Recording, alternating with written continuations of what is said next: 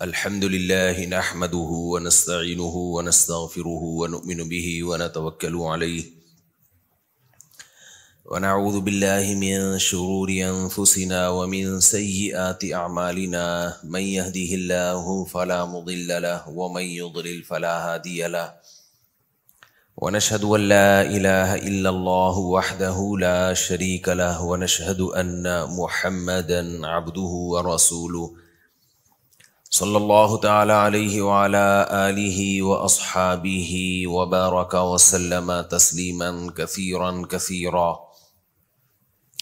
اما بعد فاعوذ باللہ من الشیطان الرجیم بسم اللہ الرحمن الرحیم وما آتاکم الرسول فخذوه وما نهاکم عنه فانتهوا وقال تعالى يا أيها الذين آمنوا ادخلوا في السلم كافة ولا تتبعوا خطوات الشيطان إنه لكم عدو مبين۔ قرآن مجید کی دو آیتیں پڑھی ہیں، اللہ تعالیٰ سے دعا ہے اللہ تعالیٰ صحیح طرح سے بات کہنے کی، سننے کی، سمجھنے کی اور عمل کی توفیق عطا فرمائے۔ اے ایمان والو، اسلام میں مکمل داخل ہو جاؤ۔ یہ آیت میں بہت دفعہ بیان میں پڑھ بھی چکا ہوں اور اس کی تشریح بھی بہت دفعہ کر چکا ہوں، لیکن بعض دفعہ قانون ایک ہوتا ہے، مختلف طریقوں سے اس کی امپلیمنٹ ہوتی ہے، اس کو منطبق کیا جاتا ہے۔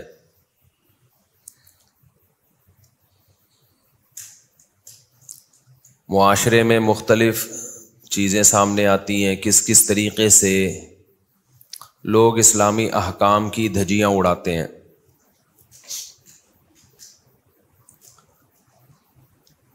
تو اس لیے بار بار یہی آیت میں تلاوت کرتا ہوں کیونکہ یہ بہت جامع آیت ہے۔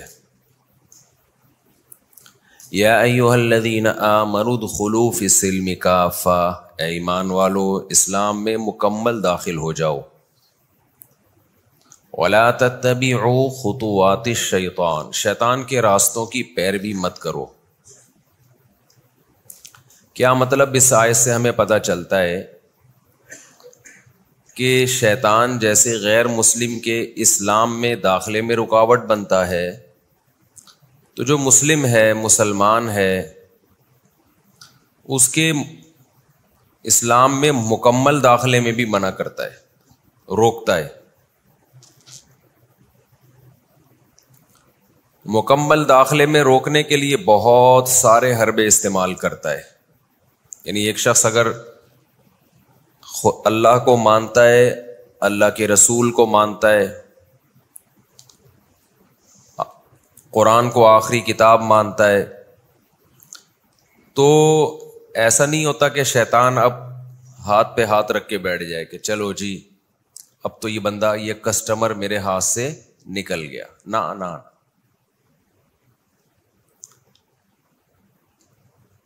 شیطان نے جو کام شروع کیا نا، جو اسٹرگل کر رہا ہے، وہ اس اسٹرگل پہ اس کو جو موٹیویشن مل رہی ہے، دیکھو اتنی ہارڈ ورکنگ دنیا میں کوئی نہیں کرتا جتنی کون کر رہا ہے؟ شیطان۔ تو سوال پیدا ہوتا ہے کہ انسان جب بھی دنیا میں کوئی کام کرتا ہے، اس کے پیچھے یا تو کوئی لالچ ہوتی ہے یا کوئی خوف ہوتا ہے۔ عام طور پہ آپ صبح صبح آفس جاتے ہیں، محنت کرتے ہیں، کیوں محنت کرتے ہیں بھائی؟ آپ کو مہینے کے آخر میں تنخواہ ملے گی، پیسے مل رہے ہیں نا۔ بعض دفعہ خوف ہوتا ہے، آپ اس لیے بھی جاتے ہیں کہ نہیں گئے تو تنخواہ نہیں ملے گی، ایک خوف ہے کہ مہنگائی میں سروائیو کیسے کریں گے، کھائیں گے کہاں سے، پئیں گے کہاں سے، گھر بار کیسے چلائیں گے، یہ خوف ہے۔ اب شیطان کو جو اتنی محنت کرنی پڑ رہی ہے، پیچھے ہی لگا ہوا ہے۔ ابھی میں شیطان کے بارے میں رپورٹ پیش کروں گا کہ کتنی محنت کر رہا ہے، یعنی کسی سطح پہ مایوس نہیں ہوتا ہے۔ ایک ہوتا ہے نا کہ چلو جی یہ بندہ اب تبلیغ میں 4 مہینے لگا کے آ گیا یار، داڑھی بھی رکھ لی اس نے، نظر کی حفاظت بھی، اب چھوڑ دو اس کا پیچھا، نا نا نا نا، وہ نہیں چھوڑے گا، کہے گا نہیں، وہ کہے گا جب تک تیری روح نہیں نکل جاتی نا تیرے جسم سے، اس وقت تک میں تیرا پیچھا چھوڑوں گا نہیں. حتیٰ کہ روح نکلنے سے چند سیکنڈ پہلے بھی کوشش کرتا ہے کہ لاسٹ میں اس کو جہنم میں لے جاؤں. تبھی تو نبی صلی اللہ علیہ وسلم نے فرمایا کہ ایک شخص نیک عمل کرتا ہے، کرتے کرتے کرتے کرتے جنت اور اس کے درمیان ایک بالش کا فاصلہ رہ جاتا ہے. کتنا فاصلہ؟ یہ سمجھانے کے لیے انتہائی قریب، ابھی مرا اور جنت میں گیا. شیطان اپنا کام کرتا ہے اور جنت کے انتہائی قریب پہنچنے کے بعد یعمل عمل اہل النار، وہ عمل کرنے لگتا ہے جو جہنمیوں کے ہیں، اور بالآخر کہاں چلا جاتا ہے؟ جہنم میں. موت سے پہلے ناجائز وصیت کر دی، اچھی بلی اچھی زندگی گزر رہی تھی، موت سے پہلے کیا کر دی؟ ناجائز وصیت کہ میرا سارا مال اٹھا کے فلاں کو دے دینا، کسی وارث کو محروم کر دیا. موت سے پہلے کلمہ کفر کہہ دیا. ایسے لوگ ہم نے بہت دیکھے ہیں، ساری زندگی نیک اعمال میں گزری، بڑھاپے میں کھسک گئے، کسی نے ان کو گمراہ کر دیا، ملحد ہو گئے، کافر ہو گئے. تو شروع سے شیطان پیچھے لگا ہوا تھا. یہ اتنی اسٹرگل کے پیچھے موٹیویشن کہاں سے مل رہی ہے؟ کیا اللہ کہہ رہا ہے کہ یہ کر؟ دیکھو جواب دیا کرو ورنہ مجھے بہت غصہ آتا ہے، پتہ ہے نا آپ کو پتہ ہے نا مجھے غصہ بھی بہت آتا ہے، یا نہیں پتہ؟ یہ میں ذرا اس کو اس پہ لگا دوں ورنہ یہ بیٹری پیتا رہے گا. لوگ کہتے ہیں آپ کا موبائل اکثر سائلنٹ موڈ پہ، فلائٹ موڈ پہ کیوں ہوتا ہے؟ تو میں ان سے کہتا ہوں یہ اس لیے ہوتا ہے کہ بیٹری نہ ختم ہو جائے. کالیں آتی تو بیٹری ختم، تو اس لیے فلائٹ موڈ ہی بہترین چیز ہے. لوگ یہ بھی کہتے ہیں کوئی پرسنل نمبر رکھیں مجھے دینے کے لیے، تو میں کہتا ہوں میرے پاس ایک ہی نمبر ہے، میرے گھر والوں کے پاس بھی، رشتہ داروں کے پاس بھی، اور یہ میرے پاس 2005 سے ہے. یعنی کتنے سال ہو گئے؟ 17 سال تو ہو گئے. 17 سال ایک نمبر سے محبت ہو گئی ہے بھائی. اب تو حضرت مولانا رشید احمد گنگوہی رحمہ اللہ تعالی، وہ جس تسبیح سے اللہ کا ذکر کیا کرتے تھے نا، بھائی اس کو مائک کو تو ٹھیک کرو.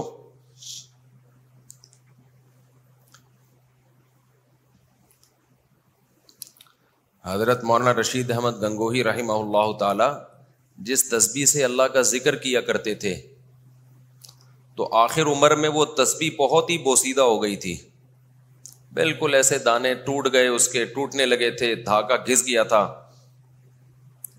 کسی نے نئی تسبیح لا کے دی، حضرت آپ تسبیح تو چینج کر لیں. تو انہوں نے فرمایا کہ ساری زندگی اس تسبیح پہ اللہ کا ذکر کیا ہے، اب اس تسبیح سے محبت ہو گئی ہے، اب اس تسبیح سے محبت ہو گئی ہے، دل نہیں چاہتا اس کو چھوڑوں میں. انسان کو جب کسی سے محبت ہوتی ہے نا، تو محبت کے آداب اور ضابطے نہیں ہوتے. سمجھتے ہو کہ نہیں سمجھتے ہو؟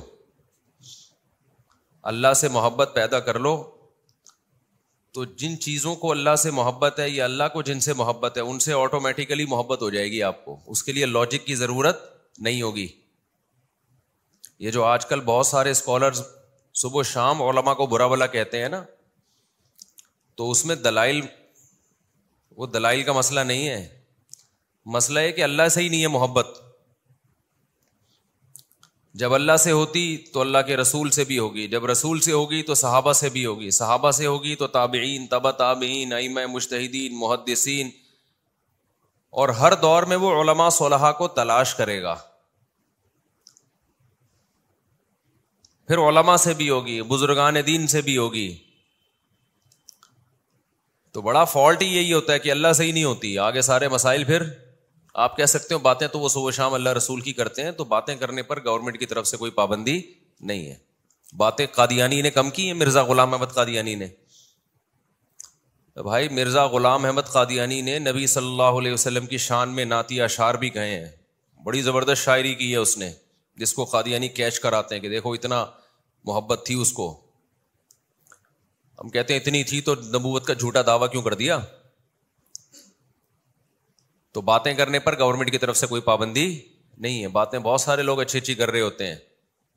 دیکھو اسلام کا ایک باقاعدہ شعبہ ہے تصوف، باقاعدہ اسلام کا ایک شعبہ ہے جسے کیا کہا جاتا ہے؟ تصوف. لوگ کہتے ہیں تصوف دکھاؤ نبی کے دور میں.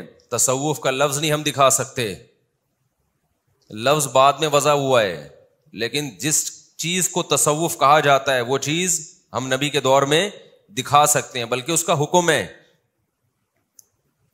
آج علم میں عمق نہیں ہے، الفاظوں کے بکھیڑوں میں لوگوں کو الجھایا جاتا ہے. کہاں سے کہاں بات چلتی ہے، تو اچھا والا ٹاپک لے کے چل رہا ہوتا.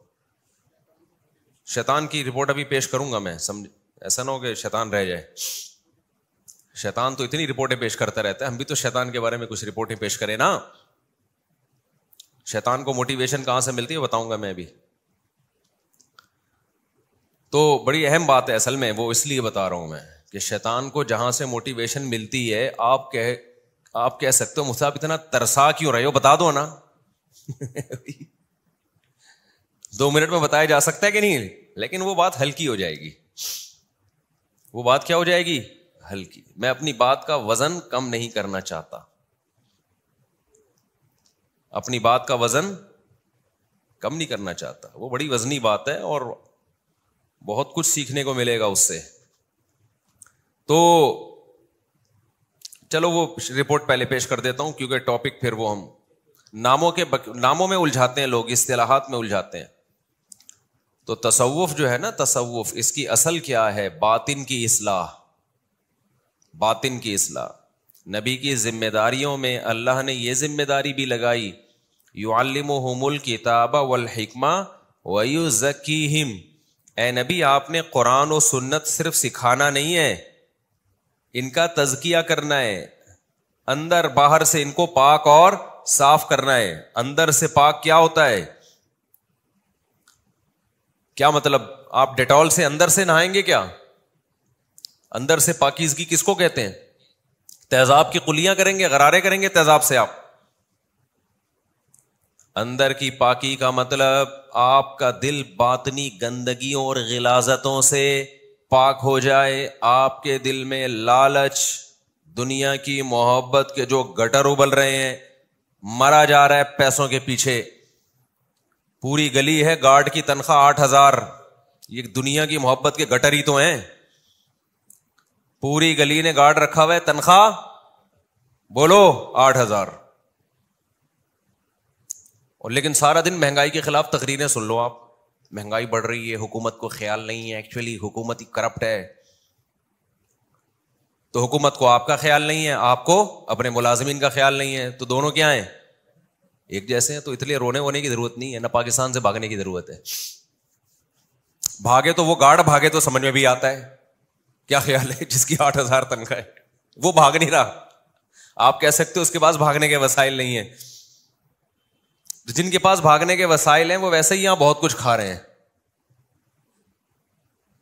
ورنہ باہر کا ویزا آسان تھوڑی ہے. بینک اسٹیٹمنٹ دیکھتا ہے بھائی، امریکہ، لندن، یہ کیا دیکھتا ہے؟ تو کماتا کتنا ہے. اگر اچھا کما رہے ہو تو کہے گا پھر کہے گا آ جاؤ. اور جو اچھا کما رہا ہے اس کے لیے مسائل نہیں ہے یہاں پہ. مسائل اس کے لیے جو بیچارے غریب ہیں، جن کے پاس بھاگنے کے پیسے ہی نہیں ہیں. اور انہی کو موٹیویٹ کیا جا رہا ہے، بھاگو بھاگو بھاگو. تو سوائے ملک کی نفرت پیدا کرنے کے اور کوئی رزلٹ نہیں نکل رہا. تو خیر تصوف بھی ایک شعبہ ہے. قرآن نے حکم دیا کہ اے نبی یزکیہم، ان کا تزکیہ کریں. اندر سے ان کو کیا کرنا ہے؟ آپ نے پاک صاف کرنا ہے. تو یہ اندر کی پاکی، اس کا باقاعدہ علماء نے بعد میں نام دیا. یہ نام بعد میں پڑا ہے. اس کو کیا نام دیا جانے لگا؟ تصوف. جیسے مصحف عثمانی ہم پڑھتے ہیں، وہ کون سا مصحف ہے؟ عثمان رضی اللہ عنہ کا، نام بعد میں پڑھا ہے، لیکن یہ جو مصحف ہے، یہ جو قرآن کی آیتیں ہیں، یہ نبی کے دور میں پہلے سے موجود تھیں. اسی طرح فقہ حنفی، شافعی، مالکی، حنبلی، یہ سارے نبی کے دور میں موجود تھے، نام کیا ہوئے ہیں؟ بعد میں پڑھے ہیں. اب لوگ منجن بیچتے ہیں، کہتے ہیں اللہ نے تو ہمارا نام مسلم رکھا ہے، اللہ نے ہمارا نام غیر مسلم کے مقابلے میں مسلم رکھا ہے. سمجھتا ہے کہ نہیں سمجھتا ہے؟ کس کے مقابلے میں مسلم رکھا ہے؟ حنفی اور شافی کے مقابلے میں مسلم نہیں رکھا. اگر آپ کوئی شافی سے ملو اور کہے کہ آپ کس مکتبہ فکر کو فالو کرتے ہو، آپ کا میں مسلم ہوں، تو کہے گا اچھا میں غیر مسلم نظر آ رہا ہوں تجھے؟ اتنی سینس جن اسکالرز میں نہیں ہے، وہ ہمارے باپ بنے ہوئے ہیں، ٹھیک ہے نا، وہ ہمیں سکھا رہے ہیں قرآن و سنت. دیوبندی بریلوی یہ نام بعد میں پڑھے ہیں. لوگ کہتے ہیں نا دیوبندی بریلوی نبی کے دور میں نہیں تھے. تو دیوبندی بریلویوں کے مقابلے میں جو دیوبندی کہا جاتا ہے، اگر بریلوی اپنے آپ کو مسلم کہنے لگے دیوبندیوں کے مقابلے میں، اس کا مطلب وہ دیوبندیوں کو کیا سمجھ رہے ہیں؟ غیر مسلم. اس سے تو اور فرقہ واریت پھیلے گی. اگر دیوبندی اپنے آپ کو مسلم کہنا شروع کر دیں بریلویوں کے مقابلے میں، کوئی گرین چینل والا آیا، آپ نے کہیں رشتے کا پیغام لے کر آیا، ایسے موقع پہ ہی مسلک کو شو کرنے کی عام طور پہ ضرورت پڑتی ہے. ہم بلا وجہ تھوڑی کہہ رہے کہ اپنے آپ کو دیوبندی بریلوی حنفی شافی کہتے پھرو، جہاں ضرورت ہوتی ہے وہاں کہنا پڑتا ہے. اب آیا کوئی شخص رشتہ لینے کے لیے، آپ کہہ رہے ہیں آپ کا مسلک کیا ہے، دیوبندی ہے بریلوی ہے؟ وہ کہہ رہے ہیں میں مسلم ہوں. آپ کو میں تجھے کیا سکھ نظر آ رہا ہوں؟ میں ہندو نظر آ رہا ہوں تجھے؟ تو آپ جواب میں کیا کہو گے بھائی؟ وہ جواب میں کیا کہے گا؟ بھائی مسلم ہوں تبھی تو آیا ہوں، لیکن میں بریلوی مکتبہ فکر کو فالو کرتا ہوں. آپ چلے گئے ان کے ہاں رشتہ لینے کے لیے، جیسے میں گیا تھا، میں بھی تو گیا تھا نا، اور میرے اللہ کا شکر ہے بچے ہو گئے الحمدللہ. انہوں نے پوچھا آپ کا مکتبہ فکر کیا ہے؟ میں نے کہا ہم دیوبندی مکتبہ فکر کو فالو کرتے ہیں. اگر میں اس وقت اپنے سسرال میں کہتا کہ وہ پوچھتے آپ کا مکتبہ فکر کیا ہے، میں کہتا میں مسلم ہوں بھائی، سمپل مسلم. وہ کہتے ہیں تو کیا ہم کیا غیر مسلم نظر آ رہے ہیں تجھے؟ رشتہ لینے کیوں آئے جب تجھے ہم غیر مسلم نظر آ رہے ہیں؟ تو ہری پگڑی پہن کے میرے بیان میں بیٹھے تھے، پورے بیان میں ایک بندہ ہری پگڑی پہن کے بیٹھا ہوا تھا، اور لوگ جب ان کو یوں کر کے دیکھ رہے تھے، میں لوگوں کو تمیز سے ادھر میرا بیان سنو. سمجھ رہے ہو؟ کیونکہ زیادہ مسئلہ ہوتا تو رشتہ کینسل. اس لیے میں نے بڑی رسپیکٹ دی ہری پگڑی والوں اس وقت، یعنی جو ہری پگڑی پہن کے آئے تھے. سمجھ رہے ہو؟ لوگ کہتے ہیں ہری پگڑی میں نکاح جائز ہے یا نہیں، کہ تو بھائی ہم نے تو کیا ہے یار. تو صرف پگڑی سے نہیں ہوتا کچھ، عقائد پھر آگے دیکھے جائیں گے نا، کہ اگر کوئی چاہے دیوبندی ہو یا بریلوی ہو، صاف لفظوں میں کہتے ہیں نبی حاضر ناظر ہیں، مشکل کشا ہے، وہ تو چاہے دیوبندی ہو چاہے بریلوی ہو، اس سے نکاح جائز نہیں ہے. اور یہ شرک صرف اس طرح کا شرک بریلویوں میں بھی ہے، دیوبندیوں میں بھی ہے. بعض دیوبندیوں میں آپ کو قبر پرست نظر آئیں گے، وہ لیبل لگاتے ہیں دیوبندیت کا، قبروں کے پاس بیٹھے ہوئے نظر آئیں گے. لیبل لگاتے ہیں کس کا؟ یہ جو روحانی ٹوپی ڈرامے ہیں، یہ تو دونوں فریق میں پائے جاتے ہیں، اور غیب کے دعوے بھی کر رہے ہوں گے، اور پتہ نہیں کیا کیا دعوے کر رہے ہوں گے. تو میں نے کیا کیا، اگر میں وہاں جا کے کہتا میں مسلم ہوں، میں صرف مسلم، وہ کہتا ہے نکل پتلی گلی سے باہر نکل، جو بات پوچھی جا رہی ہے اس کا جواب دے.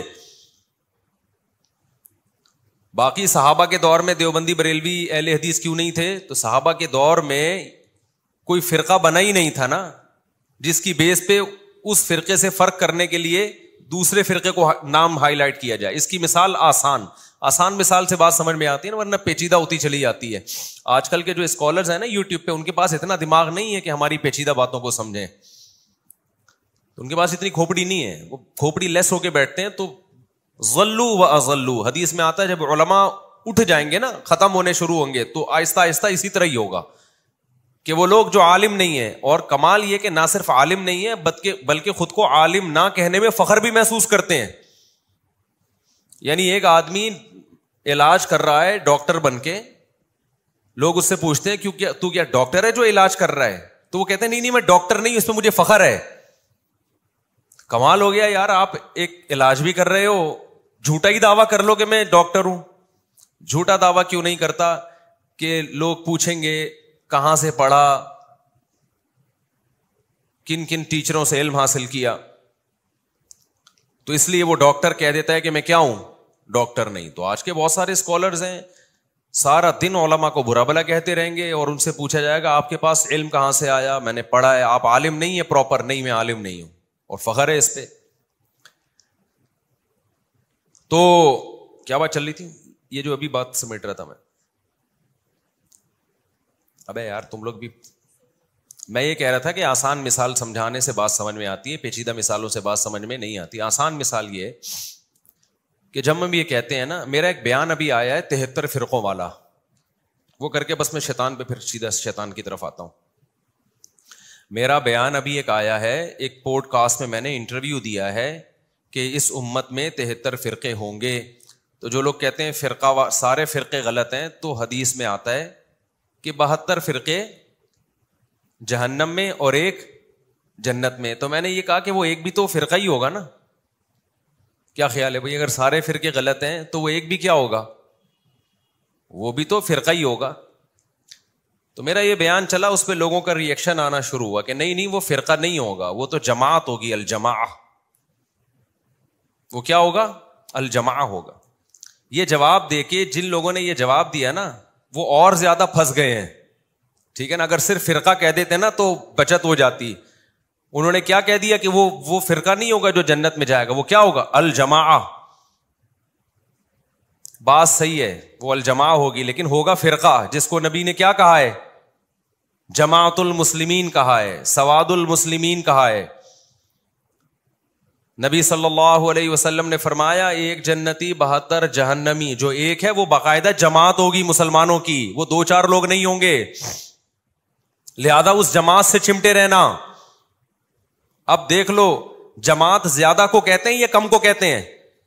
جو جماعت سے ٹوٹ کے الگ ہوتا ہے اس کو فرقہ کہا جاتا ہے, جو جماعت میں رہتا ہے اس کو فرقہ نہیں کہا جاتا. اب آپ دیکھ لو, صدیوں سے جو تواتر سے اسلام چلا آ رہا ہے, وہ تو 4 مکاتب فکر ہیں, حنفی, مالکی, شافی, حنبلی, جو سب ایک دوسرے کو درست سمجھتے ہیں. تو جماعت تو وہ ہے.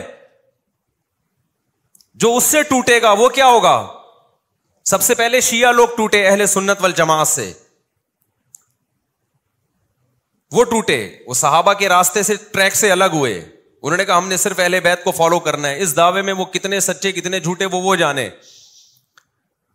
لیکن صحابہ سے کیا ہوئے, وہ حضرت عمر کو نہیں مانتے, حضرت عثمان کے فیصلوں کو نہیں مانتے, حضرت ابو بکر کے فیصلوں کو نہیں مانتے. الجماعت میں سب سے پہلے تو خلفائے راشدین ہیں. تو خلفائے راشدین کے مکتب کو کس نے فالو کیا, یہ تو ائمہ اربعہ نے فالو کیا ہے. تو جو اس جماعت سے ٹوٹ کے الگ ہوگا, جو میجورٹی مسلمانوں کی, جمہور امت کی چلی آ رہی ہے, وہ فرقہ کہلائے گا. جو اس سے چمٹا رہے گا وہ فرقہ نہیں کہلائے گا. کمال کی بات یہ ہے, یعنی وہ فرقہ تو کہلائے گا, وہ والا فرقہ جو جہنمی ہے وہ نہیں کہلائے گا, بلکہ جنتی فرقہ کہلائے گا. دیکھو نبی نے فرمایا نا, امت 73 ستفترق امتی, 73 حصوں میں بٹے گی. تو بٹے گی تو 72 حصے اور ایک جو ہے وہ بھی تو حصہ ہی ہوگا نا, اس کو حصہ کہیں, فرقہ کہیں, لیکن اس کے جنتی ہونے کی ایک علامت ہی ہوگی, وہ جماعت ہوگا. وہ کیا ہوگا, وہ بہت بڑی تعداد میں لوگ ہوں گے, اور یہ سارے دائیں بائیں نکلنے والے یہ ٹوٹے ہوئے لوگ ہوں گے. کمال کی بات ہے, جو اسکالرز ٹوٹے ہوئے ہیں امت کی میجورٹی سے, وہ اپنے آپ کو الجماع کہہ رہے ہیں, اور جن سے ٹوٹے ہیں ان کو جہنمی کہہ رہے ہیں.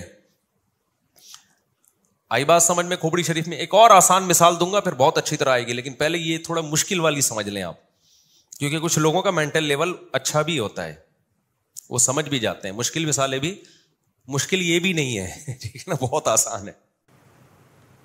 تبھی نبی نے صحابہ نے نبی سے پوچھا, جب آخری وقت میں فرقہ واریت پھیل جائے گی, فتنے پھیلے گی, ہم کیا کریں؟ آپ نے فرمایا الزموا جماعت المسلمین, مسلمانوں کی جماعت اور ان کے امام. کوئی امام ہو تو امام کو کیا کرنا ہے, لازم پکڑنا ہے, شذوذ نہیں کرنا. شذوذ کا کیا مطلب, ٹوٹ کے الگ الگ چیزیں نہیں بنانا. تو الگ الگ تو آپ نے بنائی ہیں, ہم تو صدیوں سے چلے آ رہے ہیں. میرے جو عقیدے ہیں, جو میرے اکابر کے عقیدے ہیں, وہ تو تابعین تبع تابعین سب سے ملتے ہیں. وہی عقیدے ہیں جو صحابہ کے تھے, وہی عقیدے ہیں جو تابعین کے تھے, وہی عقیدے ہیں جو ائمہ مجتہدین کے. کوئی ایک عقیدہ ہمارا دکھا دو علماء دیوبند کا جو صحابہ تابعین کے خلاف ہو, کوئی ایک بھی آپ نہیں دکھا سکتے. کوئی ایک عمل ہمارا ایسا دکھا دو جو صحابہ کے خلاف ہو. ہماری نماز دکھا دو صحابہ کے خلاف, ہماری زکوٰۃ دکھا دو صحابہ کے خلاف, ہمارا روزہ دکھا دو صحابہ کے خلاف. کوئی بھی چیز نہیں دکھا سکتے آپ. ہاں کچھ عقیدے ایسے ہیں جن کے بارے میں صحابہ خاموش ہیں, نہ ان سے انکار ثابت ہے نہ ان سے اقرار ثابت ہے. تو ان عقیدوں میں ہم کہتے ہیں آپ بھی آزاد ہیں, کوئی بھی عقیدہ رکھ لو, کیونکہ اس کے بارے میں صحابہ سے ہمیں کچھ ملتا نہیں ہے.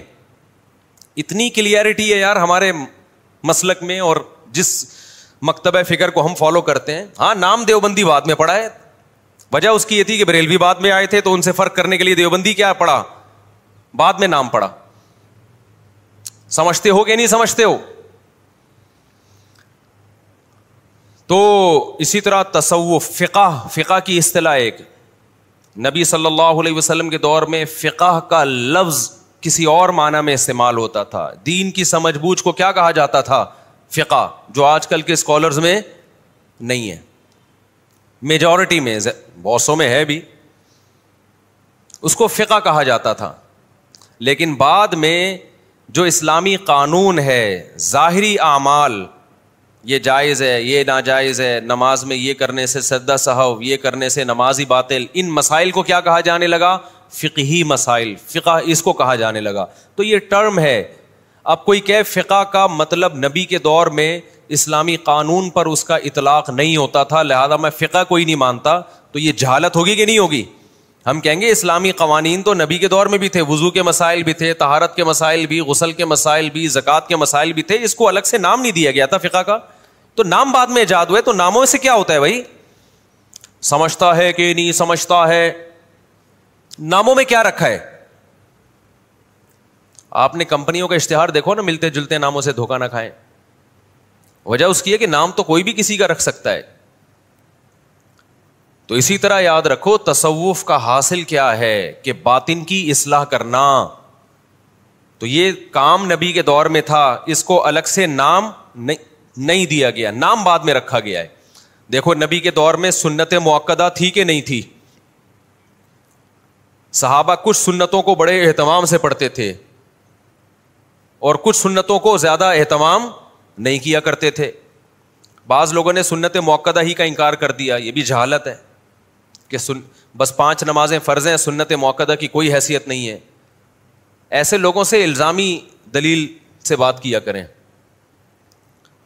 کوئی یہ کہتا ہے نا کہ سنت مؤکدہ سرے سے ہے نہیں, اور وہ حدیث پیش کرتے ہیں کہ نبی صلی اللہ علیہ وسلم کے دور میں ایک صحابی نے کہا میں صرف 5 نمازیں پڑھوں گا, اور چند باتیں کی, آپ نے فرمایا جس نے جنتی کو دیکھنا ہو تو اس کو دیکھ لے. تو اس نے کہا کہ بھائی ان لوگوں نے, وہ اسکالرس کہتے ہیں کہ اس میں سنت مؤکدہ تو کہیں ہے ہی نہیں, صرف 5 نمازیں ہیں. تو ان لوگوں سے ہمارا سوال یہ ہے کہ اگر کوئی فجر کی بھی 2 سنتیں چھوڑ دے ساری زندگی تو کیا کوئی حرج ہے؟ ان صحابی نے تو فجر کی سنتوں کا بھی ذکر نہیں کیا. اگر کوئی ساری زندگی وطر نہ پڑھے تو بھی کوئی حرج نہیں ہے, جبکہ وطر نہ پڑھنے کو تمام محدثین فقہا وطر چھوڑنے والے کو کچھ تو حرام ناجائز کہتے ہیں, کچھ کہتے ہیں شدید ملامت کا مستحق ہے. امام احمد ابن حنبل جو امام بخاری کے استاذ ہیں, انہوں نے تو یہاں تک کہہ دیا جو وطر کی نماز نہیں پڑھتا اس کی گواہی مقبول نہیں ہے, وہ گواہی دینے کا حل نہیں ہے. کیوں؟ انہوں نے دیکھا حدیثیں ہیں, من لم یوتر لیس منا, جو وطر نہیں پڑھتا ہم میں سے نہیں ہے. ان اللہ زادکم صلاۃ الا وہی الوتر, اللہ نے ایک اور نماز کا اضافہ کر دیا ہے, وہ کیا ہے؟ وہ وطر ہے. البانی نے اس حدیث کو صحیح کہا. میں اسد البانی کا حوالہ اس لیے پیش کر رہا ہوں کہ یہ لوگ ہمارے خلاف جب وطر کے بارے میں دلیل دیتے ہیں نا, اور یہ ہمارے خلاف جو بھی دلیل ہیں, تو البانی رحمہ اللہ کا حوالہ دیتے ہیں کہ انہوں نے حدیث کو صحیح کہا ہے غلط کہا, اس لیے میں ان کا حوالہ دے رہا ہوں. سمجھتا ہے کہ نہیں سمجھتا؟ اتنی ساری حدیثوں کو کہاں لے کے جاؤ گے؟ اور فجر کی 2 سنتوں کی کس قدر تاکید ہے. اور چلو اگر سنت مؤکدہ کا اسلام میں کانسیپٹ ہی نہیں ہے, کوئی کانسیپٹ نہیں ہے, فرض ہے یا عام سنت ہے, تو میرا ایک سوال ہے, فجر کی 2 رکعتوں میں ہم چھوٹی قرات کرتے ہیں یا لمبی قرات کرتے ہیں؟ بولو نا. لمبی قرات ہے نا مغرب کی نسبت, فجر کی نماز چھوٹی ہوتی ہے یا لمبی ہوتی ہے قرات میں؟ آپ مجھے بتاؤ، آپ کا امام اگر فجر کی پہلی رکعت میں انا اعطیناک الکوثر پڑھے اور دوسری میں قل واللہ احد پڑھے اور یہی معمول بنا لے، آپ برداشت کر لو گے امام کو کہ بھائی تو مغرب ایسے پڑھا رہا ہے جیسے فجر ایسے پڑھا رہا ہے جیسے مغرب؟ آپ اسے جواب میں یہ کہہ سکتے ہو کہ یہ فرض ہے، فجر کی 2 رکعت جو پڑھی جائیں گی ان میں لمبی قرات کیا ہے؟ فرض ہے. آپ یہ کہہ سکتے ہو امام کو؟ فرض تو نہیں ہے، اگر فرض ہوتی تو پھر انا اعطینا سے نماز ہوتی نہیں. آپ جواب میں یہ کہو گے بھائی یہ سنت ہے، فجر کی 2 رکعتوں کو طول دینا کیا عمل ہے؟ سنت عمل ہے. انا اعطینا آپ مغرب میں پڑھ لیں، چلو کبھی کبھار فجر میں ہو جائے، سفر میں آپ تھے یا کہیں تھکاوٹ تھی تو ایک الگ بات ہے، نارملی فجر میں لمبی قرات کرنا سنت ہے. جواب میں وہ یہ کہے کہ سنت ہے نا، کوئی فرض واجب تو نہیں ہے. جواب میں وہ یہ کہے کہ سنت ہے نا، کوئی لازم تو نہیں ہے نا. آپ نے کہا ہاں جی ہم نے تو بعض اسکالرس کو سنا ہے کہ یا تو فرض ہوتا ہے یا سنت موقدہ تو کچھ ہوتا ہی نہیں ہے. آپ کو ہاں سنت ہے تو کہ جب ضروری نہیں ہے، ان صحابی نے تو کہا تھا 5 نمازیں فرض ہیں، 5 نمازیں کیا ہیں؟ فرض ہیں. تو میں یہ 5 نماز پڑھ لی نا میں نے فجر کی، ہو گئی نا، انا اعطینا سے بھی تو ہو گئی نا. آپ جواب میں کہو گے بھائی عام سنتوں کی طرح نہیں ہے فجر کی 2 رکعتوں کو طول دینا، یہ سنت مؤکدہ ہے. نبی نے ہمیشہ فجر کی 2 رکعتیں لمبی پڑھی ہیں. تو بتا دیا کہ فجر پڑھنے کا اوریجنل طریقہ یہی ہے. تو جیسے فجر کی 2 رکعتوں کو طول دینا، لمبا کھینچنا عام سنت نہیں ہے بلکہ سنت مؤکدہ. جو امام یہ کام نہیں کرے گا قابل ملامت ہوگا، اس کو امامت سے نکالا بھی جا سکتا ہے کہ یار تو روزانہ انا اعطینا سے فجر پڑھا رہا ہے، یہ کیا کر رہا ہے بھائی؟ انا اعطینا پڑھتا ہے، دوسری میں قل اللہ پڑھتا ہے، یہ فجر ہے یا مغرب ہے؟ یہ سمجھ میں نہیں آ رہا کیا کر رہا ہے. وہ کہے کہ فرض واجب تو نہیں ہے نا، اسے کہا جائے گا سنت مؤکدہ ہے. اور جو سنت مؤکدہ کو چھوڑ دیتا ہے وہ قابل ملامت ہوتا ہے اور واجب الاخراج ہوتا ہے. آپ پتلی گلی سے نکلو، ہم کوئی تمیز کا امام لائیں گے جو فجر تمیز سے پڑھائے. تو اسی طرح جیسے نماز کے اندر کی کچھ سنتیں عام سنتیں، کچھ سنتیں مؤکدہ ہیں، ایسے ہی نماز کے باہر کی بھی سنتوں میں کچھ عام ہوتی ہیں، کچھ سنتیں مؤکدہ ہوتی ہیں. تو فجر کی جو 2 فرض ہیں، اب میں ایک اور مثال آپ کو دیتا ہوں. فجر کے 2 فرض امام آ کے پڑھاتا ہے، اس سے پہلے نہ گھر میں سنتیں پڑھتا ہے نہ مسجد میں آ کے پڑھتا ہے. ڈائریکٹ گھر سے آیا مصلی پہ کھڑا ہو گیا نا. آپ نے 1 مہینہ دیکھا یار امام صاحب سنتیں نہیں پڑھتے، آپ نے کہا گھر پہ پڑھتے ہوں گے، زیادہ نیک ہیں یہ، گھر پہ پڑھ کے آتے ہوں گے. آپ نے پوچھ لیا امام صاحب ماشاءاللہ بڑی خوشی ہوئی، آپ فجر کی 2 سنتیں ہمیشہ گھر پہ پڑھتے ہیں ماشاءاللہ. وہ امام نے کہا نہیں میں گھر پہ نہیں پڑھتا، آپ کو غلط فہمی ہوئی ہے. آپ کہیں گے پھر مسجد میں تو نظر نہیں آئے. تم نے کہا میں پڑھتا ہی نہیں ہوں، کیونکہ ہم نے فلاں فلاں فلاں کا بیان سنا ہے، اس میں یہ کہ 5 نمازیں فرض ہیں، سنتیں بولو پڑھ لو، نہیں پڑھو. پوری دنیا میں کہیں بھی چلے جاؤ نا، کوئی بھی ایسے امام کو چھوڑے گا نہیں. کہا جائے گا یہ جو 2 فرض کے ساتھ پچھلی 2 سنتیں ہیں، یہ تمام سنتوں میں سب سے زیادہ مؤکد سنتیں ہیں. تبھی بعض ائمہ کی رائے تو یہ ہے کہ اگر جماعت کھڑی بھی ہو جائے تو آپ مسجد کے باہر 2 سنتیں پڑھ لیں، بشرطے کہ آپ کو جماعت میں شامل ہونے کا یقین ہو. بعض حضرات کی یہ بھی رائے ہے ان کی تاکید کی وجہ سے، اور بعض صحابہ سے ثابت ہے کہ چھوڑتے نہیں تھے کسی قیمت پہ. تو بس چند ایک حدیث یہاں سے ملی، ایک وہاں سے ملی، اٹھا کے پورے کلپ بنا کے لوگ کیا کر رہے ہیں؟ ڈال رہے ہیں. ضلوا واضلوا، حدیث میں جو آتا ہے نا کہ قرب قیامت میں ایسے لوگ ہوں گے جو خود بھی گمراہ ہوں گے اور دوسروں کو بھی گمراہ کریں گے. تو سنت مؤکدہ کا لفظ ہمیں قرآن و سنت میں نہیں ملے گا، یہ ایک ٹرم ہے، لیکن سنت مؤکدہ ملے گی، یہ لفظ نہیں ملے گا. صحابہ کے دور میں یہ اصطلاحات نہیں تھیں. بعد میں فقہائے کرام نے، علماء نے عوام میں آسانی پیدا کرنے کے لیے کہ ہر عبادت کو اس کا مقام دیا جائے تو اس کے لیے اصطلاحات ایجاد کی ہیں. نبی کے دور میں تو فرض بھی اس معنی میں نہیں تھا جس میں ہم فرض کہتے ہیں. سنت کو بھی فرض کہا گیا ہے اور فرض کو سنت کہا گیا ہے. نبی نے فرمایا من اعرض عن سنتی فلیس منی، جو میری سنت سے اعراض کرتا ہے وہ مجھ سے نہیں ہے. تو اس سے سنت تھوڑی مراد ہے، اس سے فرض مراد ہے. کیونکہ سنت کا لفظی ترجمہ ہے طریقہ. نبی نے فرمایا جو میرے طریقے سے ہٹے گا وہ مجھ سے نہیں ہے. تو اس میں تو فرض بھی داخل ہے, اس میں سنت مؤکدہ بھی داخل ہے, اس میں واجبات بھی داخل ہیں. لیکن بعد میں یہ جو اصطلاح ہے سنت کی, یہ فرض سے فرق کرنے کے لیے, اب ہم کہتے ہیں یہ فرض ہے یا سنت ہے, آپ کہتے ہیں بھائی سنت ہے, تو اب یہ کسی اور سینس میں استعمال ہو رہا ہے یہ لفظ. سمجھتے ہو کہ نہیں سمجھتے ہو؟ مجھے ایسے دیکھ رہے ہو آپ لوگ جیسے میں نے قرضہ لیا ہوا ہے آپ لوگوں سے, جیسے میں نے قرضہ لیا ہوا ہے. ٹھیک ہے. تو ایک خالی رفیع بھائی ہے جو بیان سن رہے ہوتے ہیں غور سے. تو اب مجھے ایک بات بتاؤ کہ یہ جو تصوف کا لفظ ہے نا, یہ بھی نبی کے دور میں لفظ نہیں تھا, لیکن تصوف میں جو کام ہوتے ہیں وہ سارے نبی کے دور میں ہوتے تھے.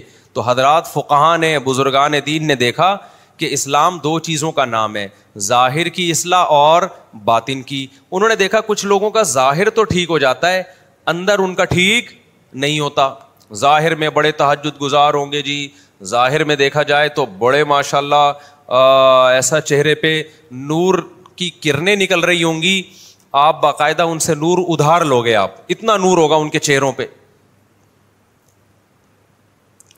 آپ دیکھیں گے کہ جی ماشاءاللہ ماشاءاللہ جی وہ ایسے زبردست ہر وقت روتے رہتے ہیں اللہ کی یاد میں, لیکن اندر ان کے دنیا کی محبت کے گٹر ابل رہے ہیں. میرے پاس ایسے لوگ آتے ہیں, اتنی بڑی داڑھی, چہرے پہ رونق, سر پہ ٹوپی, بعض دفعہ تو پگڑی ہوتی ہے, اور ایسی شلوار آدھی پنڈلیوں تک. فیکٹری کا مالک ہے, آ کے بیٹھا ہے اور کہہ رہے مفتی صاحب ٹینشن میں ہوں. ابے کس بات کی ٹینشن ہے؟ کہہ رہے مجھے ہر وقت ڈر لگا رہتا ہے میری دولت مجھ سے چھن نہ جائے. میں نے کہا میرے بھائی آپ کے دل میں دنیا کی محبت کے گٹر ابل رہے ہیں.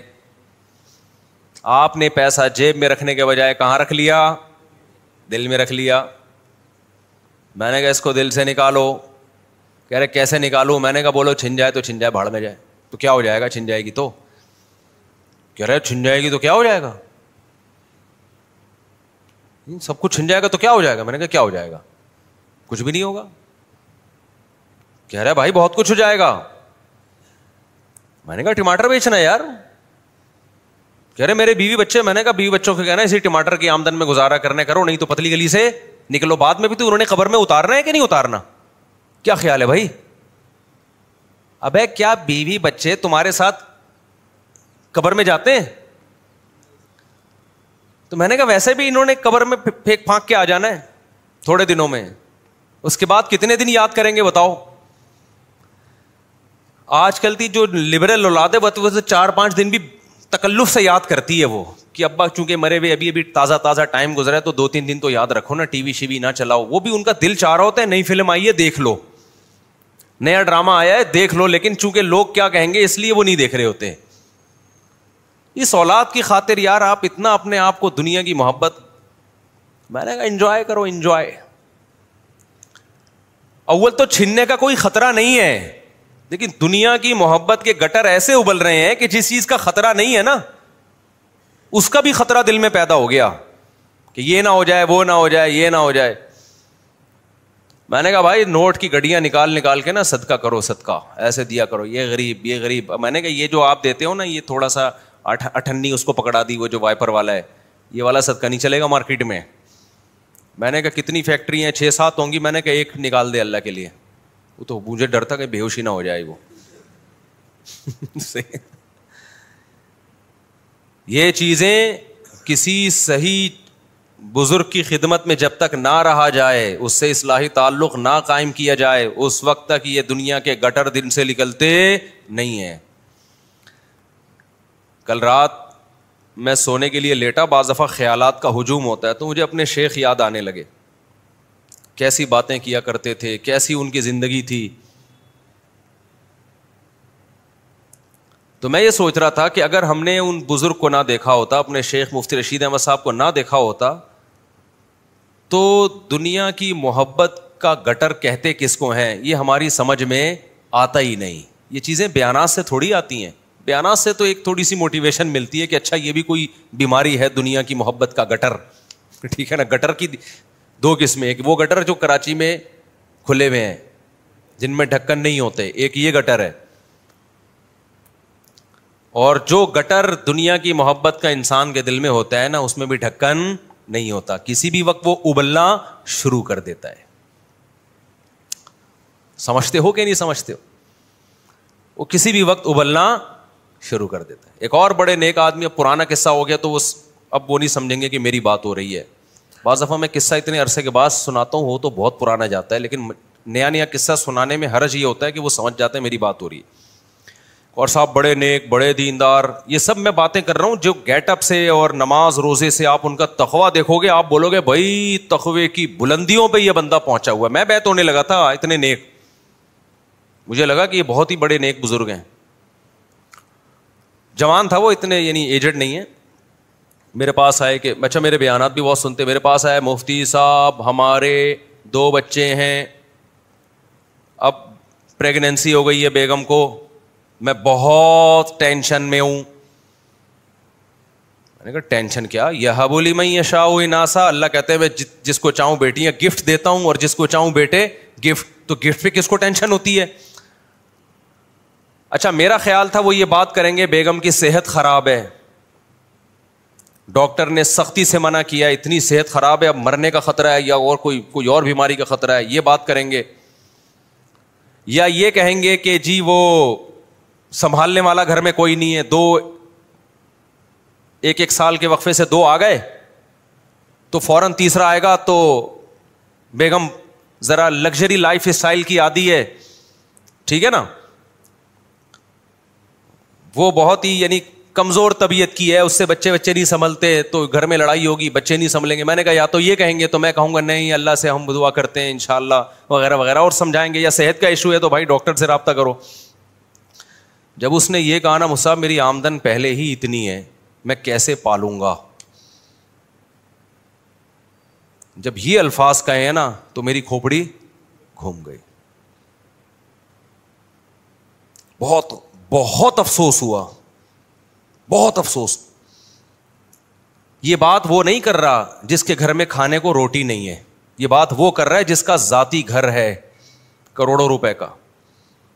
یہ بات وہ کر رہا ہے جس کی ذاتی گاڑی ہے, 0 میٹر کار خریدی اس نے اپنے لیے. میں نے کہا حضرت صحیح فرمایا کرتے تھے گیٹ اپ پہ مت جاؤ, اس سے تو وہ اچھا ہے یار. ایک ٹماٹر والا بھی کینو مالٹے بیچتا تھا, میں نیو کراچی میں تھا نا, تو اس وقت میں زیادہ مشہور نہیں تھا, تمیز سے گھوم لیا کرتا تھا.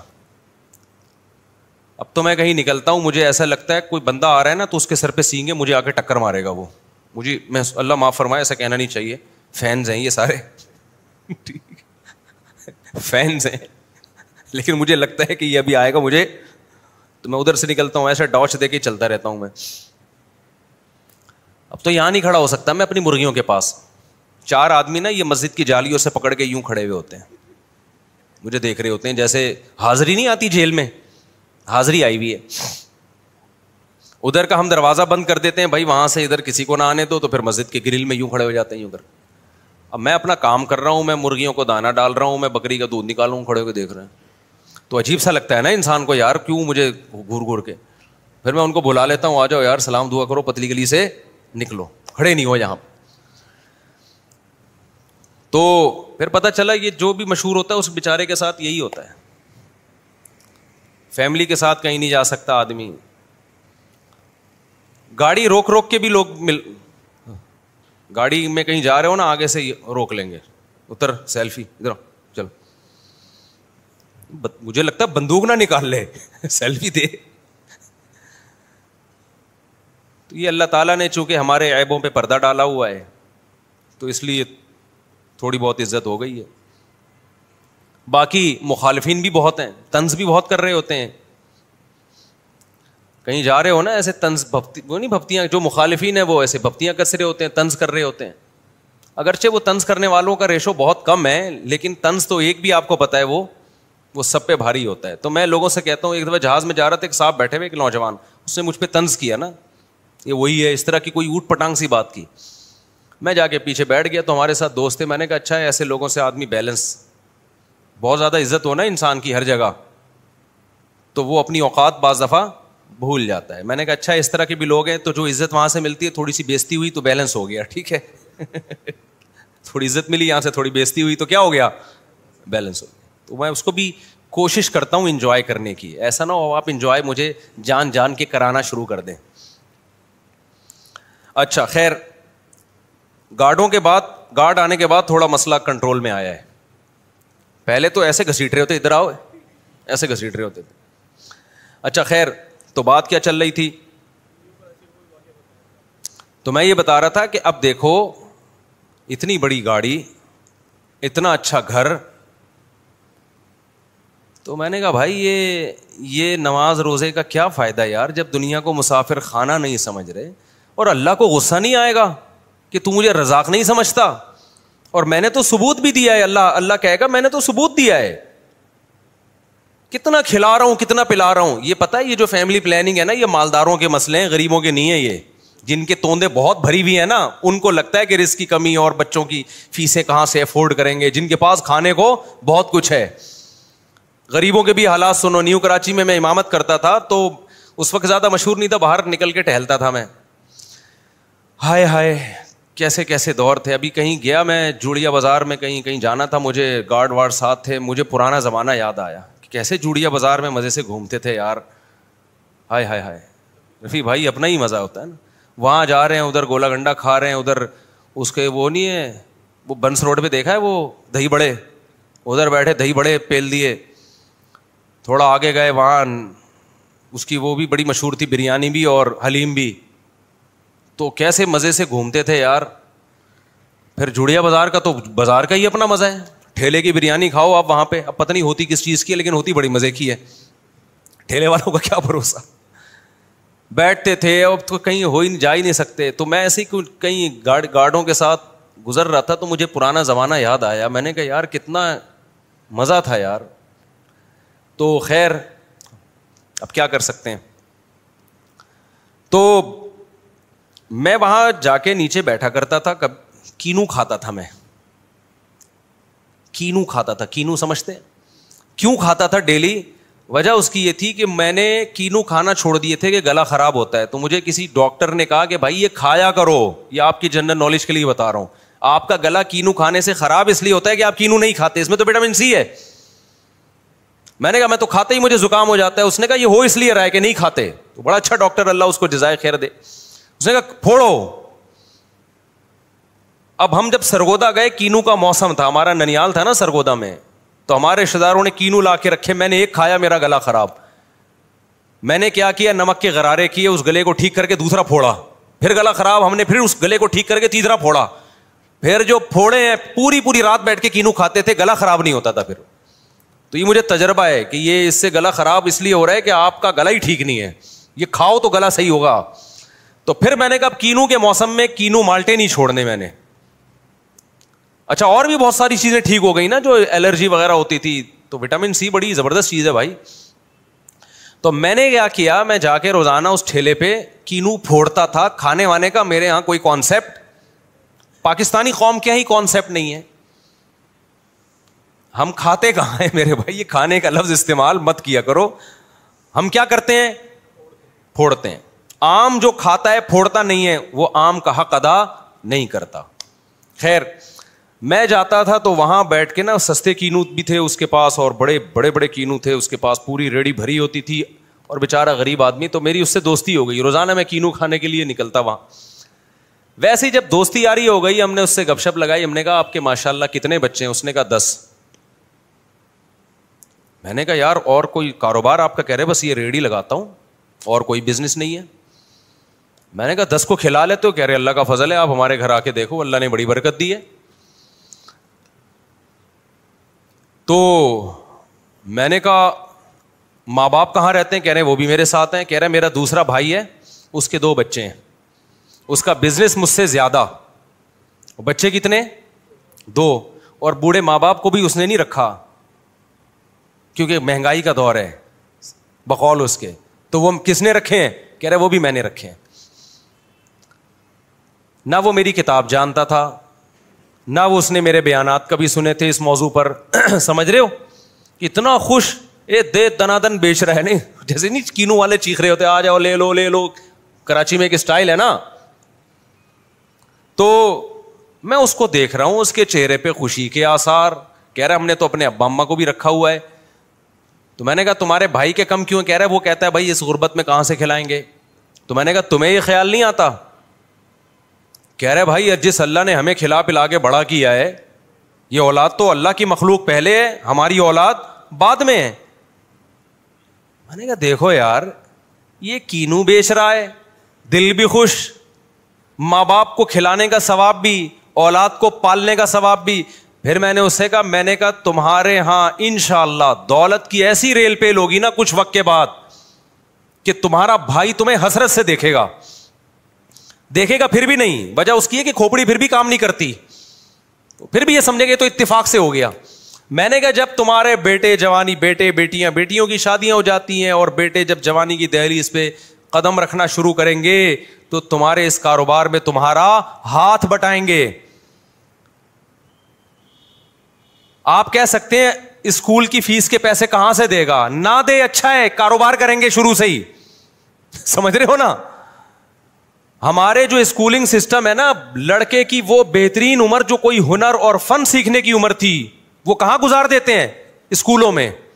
آپ کو اسکولوں کے پڑھے ہوئے چارٹرڈ اکاؤنٹنٹ اور کمپیوٹر کے سافٹ انجینئر تو آپ کو نظر آئیں گے, ڈاکٹر تو نظر آئیں گے.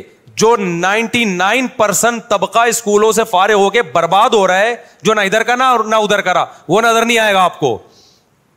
میں مانتا ہوں جتنے بڑے لوگ بنے وہ بھی اسکولنگ سسٹم سے گزر کے بنے ہیں, لیکن برباد ہوئے تو وہ بھی تو اسی سسٹم سے ہوئے ہیں.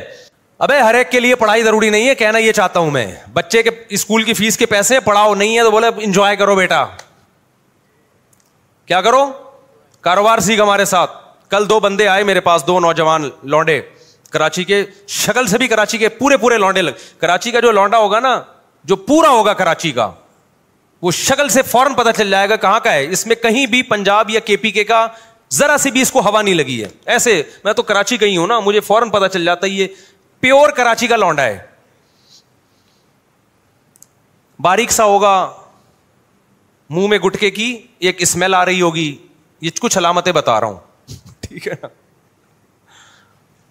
باریک, باتیں ایسی ہوں گی او ہو جیسے اس سے بڑا بدماش دنیا میں پیدا نہیں ہوا. اور ہوگا کیا؟ باریک. کہاں سے آ رہے ہیں, کدھر کو جا رہے ہیں, یہ اسٹائل ہوگا بات کرنے کا. اردو کی ایسی کی تیسی کی ہوئی ہوگی اس نے. خیر ابھی میں زیادہ فضائل نہیں بتاتا, میں کراچی وقت کے ہمارے اپنے لوگ ناراض ہو جائیں گے, بولیں گے وہ صاحب کیا کر رہے ہو آپ. جو خاص کراچی کے علاقے ہیں نا ان کی بات کر رہا ہوں. آپ تھوڑا اوپر کے علاقوں میں جاؤ تو پھر تھوڑا سا ڈیزائن چینج ہوتا ہے, لیکن جو خاص اسپیسیفک کراچی کے اصل علاقے ہیں, میں نام نہیں لوں گا. 2 لونڈے آئے نا, کرپٹو کرنسی کے بزنس, دماغ کیا چل رہا ہے. میں نے کہا تمہارے پاس ہے کیا؟ کہہ رہے یہ جائز ہے ناجائز. میں نے کہا جائز ناجائز تو بعد میں, تمہارے پاس کرپٹو کرنسی میں خریدنے کے لیے ہے کیا؟ انہوں نے جو رقم بتائی نا, میں نے کہا اس میں 4-6 گٹکے آ سکتے ہیں. میں کرپٹو کرنسی تو ایک جوئے کی طرح ہے, ادھر سے اٹھا کے کروڑپتی بنا دیا, ادھر سے جن کو گرایا ہے ان پٹخے ہوئے لوگوں کو بھی تو دیکھو, جن کو روڈ پہ لے آئی ہے. کہہ رہے پھر ہم کیا کریں. مجھے پتا تھا یہ کراچی میں پڑھائی کے علاوہ سب کچھ کر سکتے ہیں. یہ پڑھائی, کیونکہ بہت ہائی لیول کے اسکولوں میں جانے کے لیے ان کے پاس فیسیں نہیں ہیں. گورنمنٹ کے اسکولوں میں ہم مشورہ دیں گے تو ہمیں پتا ہے حشر کیا ہو جائے گا. ابھی صرف گٹکے پہ ہیں, وہاں کس پہ آ جائیں گے, سٹے پہ آ جائیں گے. اب ان کے پاس پڑھائی کا آپشن بولو نہیں ہے. گورنمنٹ اسکولوں میں پڑھیں گے نا, وہ تو نہیں پڑھیں گے. پرائیویٹ اسکولوں میں جو اچھے اسکول ہیں ان کی فیسیں اتنی ہیں کہ وہ یا تو کھانا کھا لو یا اسکول میں پڑھا لو, اور پڑھائی وہاں بھی نہیں ہے, یہ ذہن میں رکھیں. جو بہت اچھے لیول کے اسکول ہیں نا, ان میں بس اچھا سا ماحول مل جاتا ہے, وہاں بچہ بیٹھا ہوگا ذرا نہا کے آیا ہوا ہوگا. وہ گورنمنٹ کے اسکولوں میں نہا کے بھی نہیں آیا ہوا ہوگا تو آپ کا بچہ بھی تھوڑے دنوں میں بغیر نہائے جائے گا, پھر وہ یہ خطرہ ہوتا ہے. باقی پھر جو پرائیویٹ اسکولوں کا رزلٹ اتنا اچھا آتا ہے, وہ لیتے ہی سلیکٹڈ بچوں کو ہیں جو پہلے سے اچھے ہوتے ہیں, اچھے خاندانوں کے ہوتے ہیں, وہ سارے پڑھے لکھے ہوتے ہیں اور ان کے گھر میں پڑھائی کا بہت اچھا انتظام ہوتا ہے, تو وہ پڑھتے اپنی ہی قابلیت پر ہیں. سمجھتا ہے کہ نہیں سمجھتا؟ میرے 2 بیٹے ابھی ماشاءاللہ، ایک نے حفظ کر لیا، دوسرا بھی نہیں ہو رہا اس سے. تو میں نے کہا نہیں ہو رہا چھوڑ دے بس. تو وہ ہم نے 8ویں کا امتحان دلوایا، 7ویں کا وہ پاس کر لیا انہوں نے، حالانکہ اسکول میں تو ہم نے پڑھایا نہیں ہے. وجہ کیا ہے کہ ان کے کزن نے پڑھایا ان کو، میرے بھانجے نے، تو وہ تو حفظ کے ساتھ انہوں نے کیا کر لیا. اور او لیول کا 7ویں کا پورے پراپر نمبر نہیں ہے لیکن وہ کور ہو جائیں گے انشاءاللہ، حالانکہ حفظ بھی کروا لیا. ٹھیک ہے نا. 1 سال کے اندر یہ تیاری ہوئی ہے کہ او لیول کا سلیبس انہوں نے 6-7 سال کا سلیبس چند مہینے میں مکمل کر لیا. یہ ہوم اسکولنگ، اور گھر میں پڑھتے 1 سے 2 گھنٹہ ہیں. سمجھ میں آ رہی ہے بات؟ گھر میں 1 سے 2 گھنٹہ ٹیوٹر آ کے پڑھاتا ہے. وہ ٹیوٹر بھی میرا بھانجا ہی ہے. 1 سے 2 گھنٹہ پڑھاتا ہے وہ، اور اتنی برکت اس کی، اور اس میں بھی ٹلے بہت مارتا ہے. آج فلانے کی شادی ہے تو آج ڈمکانے کی شادی ہے، تو آج فلانے کے یہاں جانا ہے، تو آج کبوتر، وہ اس کو شوق ہے مرغیاں، میری طرح مرغیاں پالنے کا. آج ان کی مرغی نے انڈا دے دیا ہے، آج مرغیوں کو انڈے پہ بٹھانا. جس کے میں نے تو غصے میں ڈانٹ لگائی، میں نے کہا انسان کا بچہ بن جا تو پھر آتا ہے پھر پڑھانے. اس طرح سے پڑھنے میں اتنی برکت ہوئی ہے. تو اسکولوں میں کہاں پڑھائی ہے؟ 50 بچوں کو کون سنبھالے گا وہاں؟ اسکول تو بھائی نوٹ چھاپنے کی. پھر بھی میں ایسا نہ ہو کہ آپ ٹیوٹر گھر میں لگا دیں، پتہ نہیں کیا کرے، وہ ایمانداری سے پڑھائیں نہ پڑھائیں. تو نارمل تو یہی ہے کہ اچھے اسکولوں میں بھیج دیا کریں، ورنہ نہ ادھر کا رہے گا نہ ادھر کا رہے گا. تو اب 8ویں میں سوچ رہا ہوں کہ بھیج دوں. اب بھی میں نہیں بھیجنا چاہتا تھا بچوں کو اسکول، کیونکہ مجھے پتا ہے کہ اسکول میں ٹائم ویسٹ ہوگا، یہاں زیادہ اچھا پڑھ لیں گے. لیکن بھیج کیوں رہا ہوں؟ اس لیے بھیج رہا ہوں کہ 2 گھنٹے ان کا استاذ آ کے ان کو گھر میں پڑھاتا ہے، اس کے بعد 22 گھنٹے فارغ ہوتے ہیں. 22 گھنٹے میں یا تو سوتے رہیں گے یا اٹھ کے لونڈے لپاڑے گلی محلے کے جو آڑے ترچے لڑکے ان کے ساتھ نکل لیں گے. تو اس کو کنٹرول کرنے کے لیے کہ ابے بھائی میں تو صبح مدرسے چلا جاتا ہوں نا، تو ان کو کنٹرول کرنے کے لیے کہ کہیں ان کو کھپا دو تاکہ صبح جائیں تمیز سے دوپہر کو آئیں. یہ نیت ہے، پڑھائی کی نیت سے نہیں داخل کر رہا. مجھے پتا ہے پڑھائی کی نیت سے بیوقوف ہے یار، ہم اسکول میں پڑھانے کے لیے داخل کریں. ہم کیا ہو گیا آپ سمجھ رہے ہو؟ سب کس قسم کی باتیں کر رہے ہیں. تو ٹیوٹر ویسے آلریڈی لگایا ہوا ہے. اسکول میں بھی جو پڑھیں گے نا تو وہ بھی گھر میں، اصل گھر میں کور ہوتا ہے. تو اسکول اس لیے بھیج رہے ہیں کہ کھڈے لین لگاؤ ان کو کہیں صبح، تاکہ صبح جلدی اٹھیں، ورنہ 12 ابھی میں جمعے سے پہلے ٹھڈے مار کے اٹھا کے آیا. اٹھو ہے تم، شرم نہیں آتی تمہیں؟ کیونکہ رات کو سوئے دیر سے ہے نا. جب اسکول جانا کہ غم نہیں ہوتا تو بچے پھر سوتے بھی بہت دیر سے ہیں. ٹھڈے نہیں مارے میں نے، تمیز سے اٹھائے کہ نہا دھو کے جمعہ پڑھو شاباش. تو یہ روٹین نہیں بن پاتی بچوں کی سونے جاگنے کی، تو اس کے لیے پھر مجبوراً داخل کیا. ورنہ بہتر یہی ہے کہ نہیں کرو داخل. اگر آپ کی ویسے ہی روٹین بنا سکتے ہو نا گھر میں بچوں کی، تو پھر کوئی ضرورت نہیں ہے اسکول کی، بچہ بگڑے گا. تو وہ آئے تھے 2 لونڈے نا، کرپٹو کرنسی اور ٹوپی ڈرامہ. میں نے کہا بھائی مرے گا تو، ابھی تم لوگ ینگ لڑکے ہو، بالکل تمہیں برباد، ہمارا پیسہ برباد ہو جائے گا سارا. کہنے پھر کیا کریں؟ میں نے کہا پڑھائی تو بالکل، یعنی پوری باتیں تو میں ان کے سامنے صحیح طرح نہیں کر سکا. تو میں اب آپ کو بتا رہا ہوں کہ جو میرے دل کے جذبات تھے، کچھ ان کو کہے، کچھ لبے دبے لفظوں میں کہ ایکسپلین آپ کے سامنے کر رہا ہوں. کہ کہنا پورا جو چاہیے تھا نا وہ یہ چاہیے تھا کہ تم کرو، تمہارے پاس وہ اعلیٰ اسکولوں میں پڑھائی کے پیسے ہیں نہیں، چھوٹے اسکولوں میں جاؤ گے تو کیا ہو جاؤ گے؟ بولو برباد.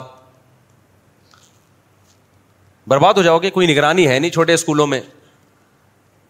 فری کے اسکولوں میں تو بالکل بھی نہ پڑھو میرے بھائی، فری کے اسکولوں میں.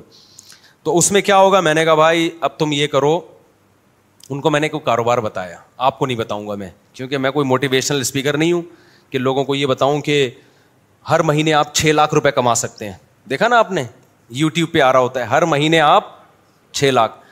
اصل میں اس طریقے سے وہ ہر مہینے 6 لاکھ روپے کما رہا ہے. آپ بھی اسی طریقے سے کما سکتے ہیں کہ لوگوں کو بتائیے، ایک یوٹیوب پہ اچھا سا عنوان لگائیے، آپ ہر مہینے 1 کروڑ روپے کمائیے. تو آپ کی جو چینل ہے اس کے اتنے ویورز آئیں گے. مونیٹائز کیا ہوا ہے آپ نے یوٹیوب کے چینل، اتنے ویورز آئیں گے. یوٹیوب جو ہے ویورشپ پہ آپ کو پیسے دیتا ہے. تو وہ کمائے نہ کمائے، آپ بولو کما لیں. تو میں نے ان سے کہا یہ جو ہر مہینے 1 لاکھ کمانا، 1.5 لاکھ کمانا، یہ کھوپڑی شریف سے نکال دو. یہی سارے فسادات کی جڑ ہے. اس سے انسان جاتا ہے ڈپریشن اور ٹینشن میں. کام کی بات ہے، سن لیں آپ لوگ بھی.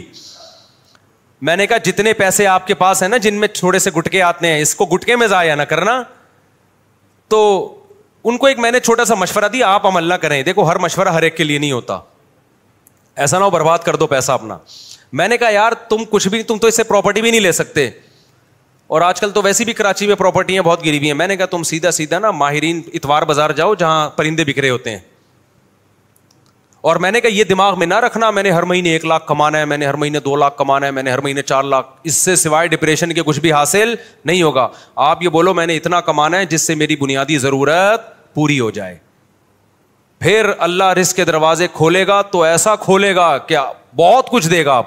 اور ابھی سے کھوپڑی بنا لی نا یہ میرا ہدف ہے, تو بھائی یہ اللہ یبسط الرزق لمن یشاء ویقدر, جس کے لیے چاہتا ہوں رزق کے دروازے کھولتا ہوں, جس کے لیے چاہتا ہوں رزق کے دروازے بند کر دیتا ہوں. یہ تمہاری سوچ پہ نہیں ملے گا کہ میں ہر مہینے 6 لاکھ چاہتا ہوں تو 6 لاکھ مل جائیں, ایسا نہیں ہونے. ڈپریشن ملے گی اور کچھ نہیں ملے گا.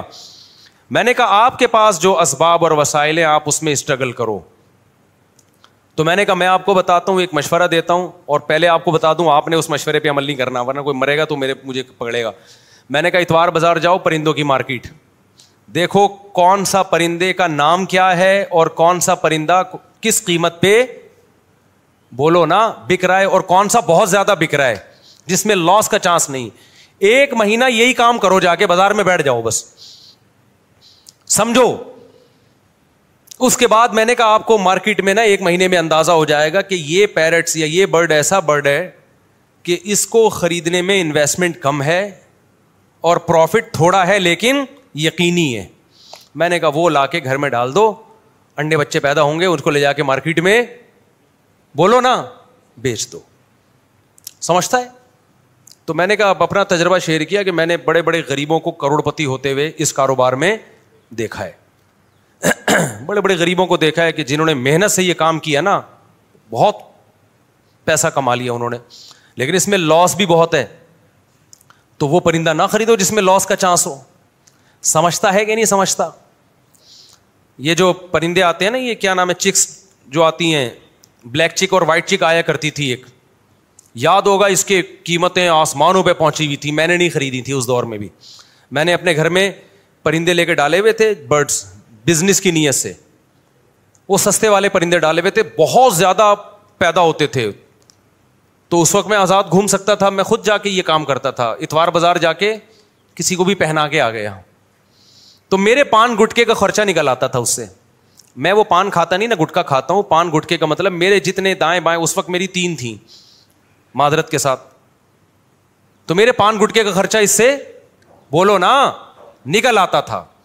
ہمارے دوست نے کیا, مفتی صاحب یہ کیا کر رہے ہو یار, یہ آپ سستے والے چکس لیے بھی آپ نے بلیک چک اور وائٹ چک لو, اس سے یہ ہوگا کہ ایک جوڑا 5-6 ہزار کا بکے گا, اور جب 100 بیچیں گے تو 5,000 کو 100 سے آپ ضرب دیں تو دیکھو فلاں نے گاڑی خرید لی فلاں نے. میں نے کہا بھائی یہ مصنوعی چیز ہے.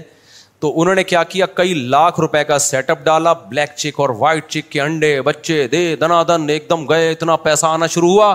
اس کے بعد بلیک چک اور وائٹ چک کی قیمتیں دھڑام سے جب نیچے آئی ہیں تو وہ بھی دھڑام سے کنویں میں چلے گئے, نیچے بھی نہیں.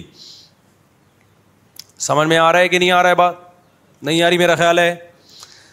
تو یہ جو جب آپ دماغ بنا لیتے ہو نا کہ ہر مہینے منتھلی اتنا, اور پھر کچھ موٹیویشنل اسپیکر جو بے وقوف ترین ہیں وہ آپ کو الو بھی بنا رہے ہوتے ہیں, تو وہ آپ الو بن جاتے ہو. تو اللہ رزق اللہ کے ہاتھ میں بھائی. آپ حدیث میں آتا ہے نبی صلی اللہ علیہ وسلم نے فرمایا, نبی صلی اللہ علیہ وسلم کو جب 2 چیزوں میں سے اختیار دیا جاتا تھا نا, آپشن ہوتا تھا آپ کے پاس, ہمیشہ وہ آپشن اختیار کرتے جس میں نفع بے شک کم ہو لیکن نقصان کا اندیشہ نہ ہو, رسک نہ ہو اس میں. ہمارا نوجوان رسک لے کے پیسے نوٹ چھاپنے کی کوشش کرتا ہے. سمجھتے ہو کہ نہیں سمجھتے ہو؟ تو میں نے دیکھا ہے جو زیادہ کاروبار کی باتیں کرتے ہیں نا وہ کاروبار کرتے نہیں ہیں,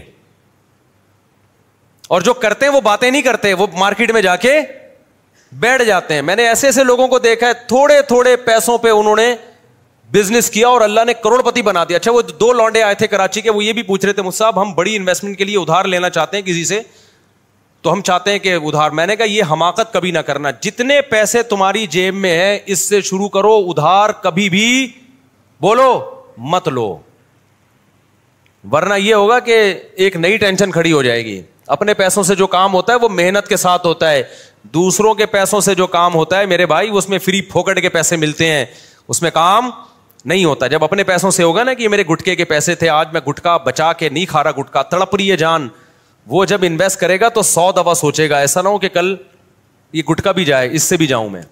ہمارے نبی صلی اللہ علیہ وسلم نے کیا فرمایا, ایک صحابی آئے, دیکھو یہ ہے بزنس, ایک صحابی آئے بھیک مانگنے کے لیے, آپ نے فرمایا کہ تمہارے پاس کاروبار کے لیے کچھ بھی نہیں ہے, کچھ بھی نہیں تھا ان کے پاس.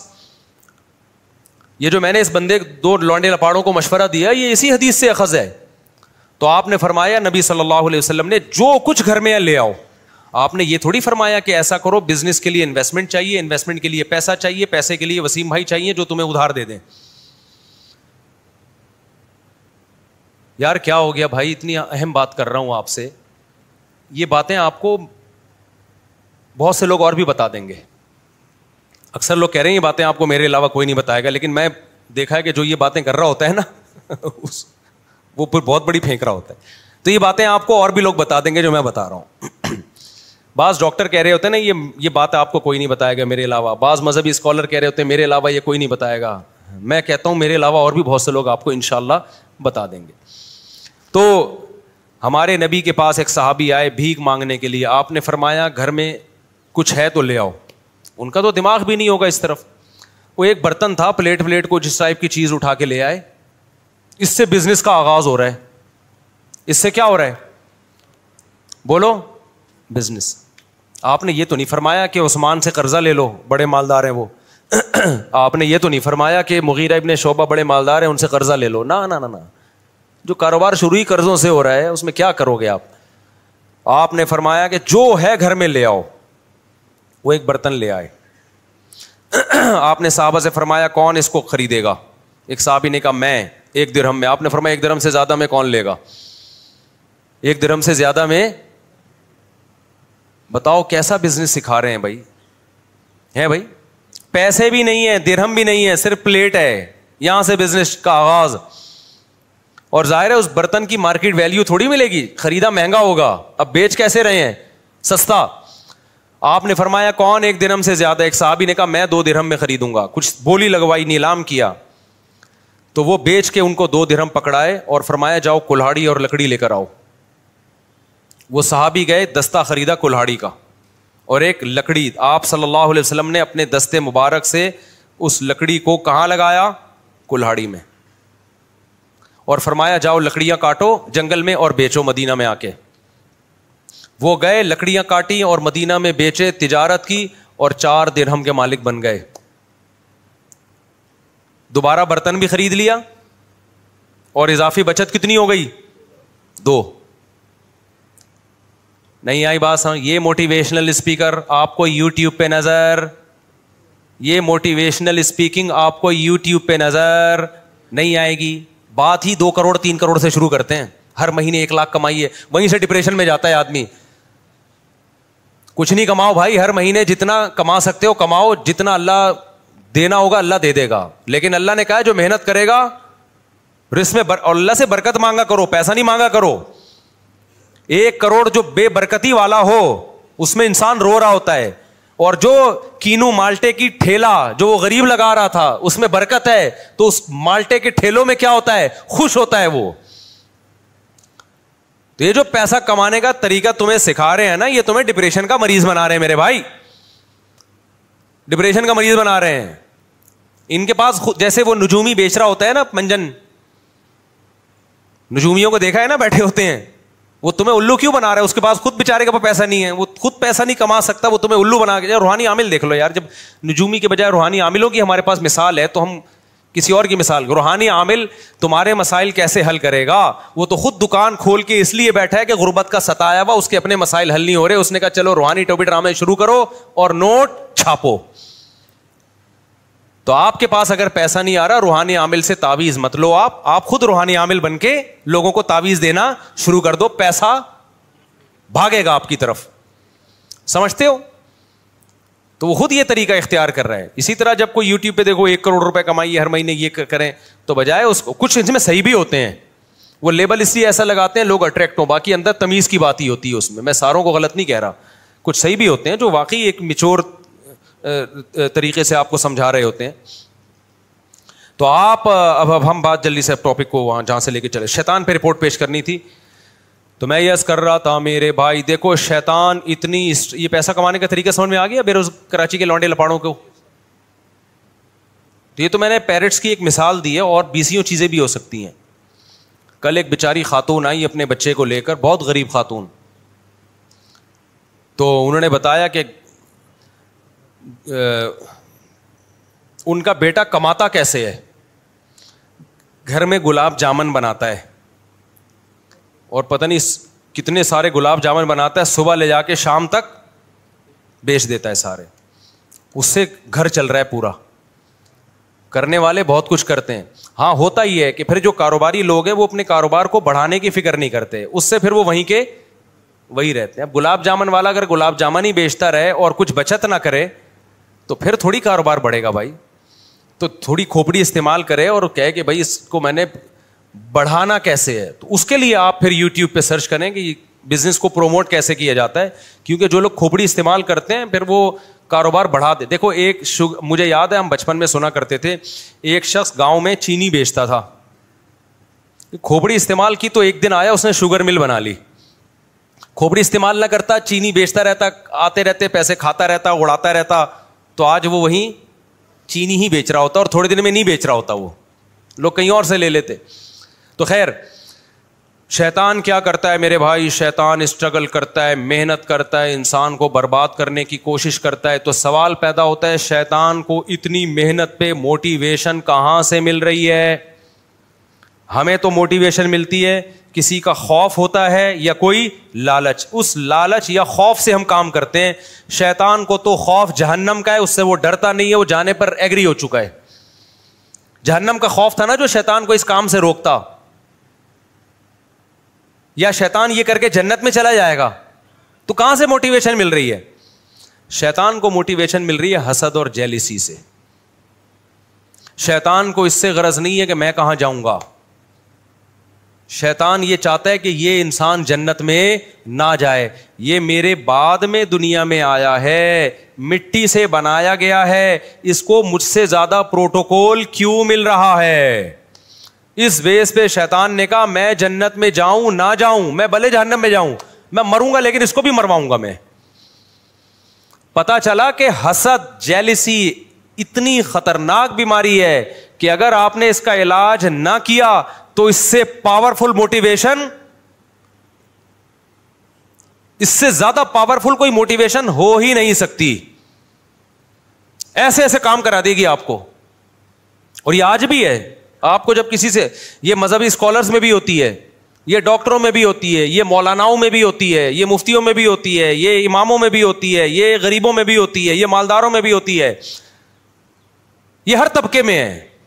جیلسی, حسد کہ وہ مجھ سے آگے کیوں نکل گیا.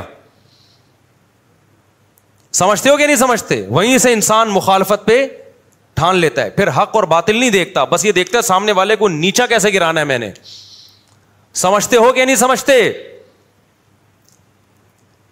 تو بھائی ہم دوسرے کے دل میں جو آپ کے خلاف حسد ہے وہ تو ختم, اس کے بھی کچھ ٹوٹکے ہیں, نسخے ہیں, وہ تو ختم بہت مشکل ہے. آپ کم از کم اپنے دل میں دوسرے کے لیے حسد نہ رکھو, ورنہ آپ کا نقصان ہے. شیطان نے ہم سے حسد کر کے ہمارا تو بیڑا غرق کیا, اپنا زیادہ کیا ہے, کیونکہ ہم میں پھر بھی چانس ہے بچ جائیں, جہنم میں نہ جائیں. ہم چانس ہے شیطان کے شر سے نکل جائیں, یا شیطان ہم سے گناہ کروا دے, ہم توبہ کر کے معاف کروا لیں, یہ چانسز ہیں. شیطان کے پاس یہ آپشن نہیں ہے, وہ پکا جہنمی ہے. تو حسد کرنے والا اپنا جتنا نقصان کرتا ہے وہ زیادہ ہے, دوسرے کا جو نقصان کرتا ہے وہ کم ہے. تو کیوں جل رہے ہو بھائی؟ کسی کی ترقی دیکھ کے, آپ کا دوست فلاں آگے نکل گیا, اس نے زیادہ پیسے کمانا شروع کر دیے, وہ یہ ہو گیا وہ ہو گیا. مذہبی اسکالرز میں حسد کے اس کے ویورز اتنے زیادہ ہو گئے, اس کے سبسکرائبر اتنے زیادہ ہو گئے, اس کے واچنگ ٹائم اتنا زیادہ ہو گیا. یہ مذہبی لوگوں میں چل رہا ہوتا ہے. تو فائدہ ہے نقصان ہے. تبھی تو ایک دوسرے مناظروں میں ہم نے دیکھا, یوٹیوب پہ مناظرے پڑے ہوئے ہیں, دوسرے کو نیچا دکھانے کے لیے ہر آدمی جھوٹ بول رہا ہوتا ہے. دوسرے کو نیچا دکھانے کے لیے کیا چل رہا ہوتا ہے؟ جھوٹ. خدا سے ڈر نہیں رہے ہوتے بھائی. دونوں ہر فریق میں ہے یہ. تو حسد ختم کرنا بہت زیادہ ضروری ہے. تو میں جو بیان لے کے چلا تھا نا وہ حسد پہ نہیں تھا, وہ جو بیان میں لے کے چلا تھا نا وہ کیا تھا یار, شروع میں جو میں نے آیتیں پڑھی تھی, بس میں 2 منٹ میں سمیٹتا ہوں اس کو. ہاں, میں اصل جو بیان لے کے چلا تھا نا وہ یہ لے کے چلا تھا کہ اسلام میں مکمل داخل ہو جاؤ. تو مکمل داخلے سے روکتا کون ہے؟ شیطان. جو میں اصل بیان لے کے چلا تھا وہ یہ تھا کہ اسلام میں مکمل داخل ہو جاؤ تو شیطان غیر مسلم کو اسلام لانے سے روکتا ہے. جو لوگ اسلام میں داخل ہو چکے ہیں ان کو آخری دم تک مکمل اسلام میں داخلے سے روکتا ہے, اور جو مکمل اسلام میں داخل ہو چکے ہیں ان کو شیطان کوشش کرتا ہے کہ ان کو ریورس کرے وہ کسی بھی طریقے سے.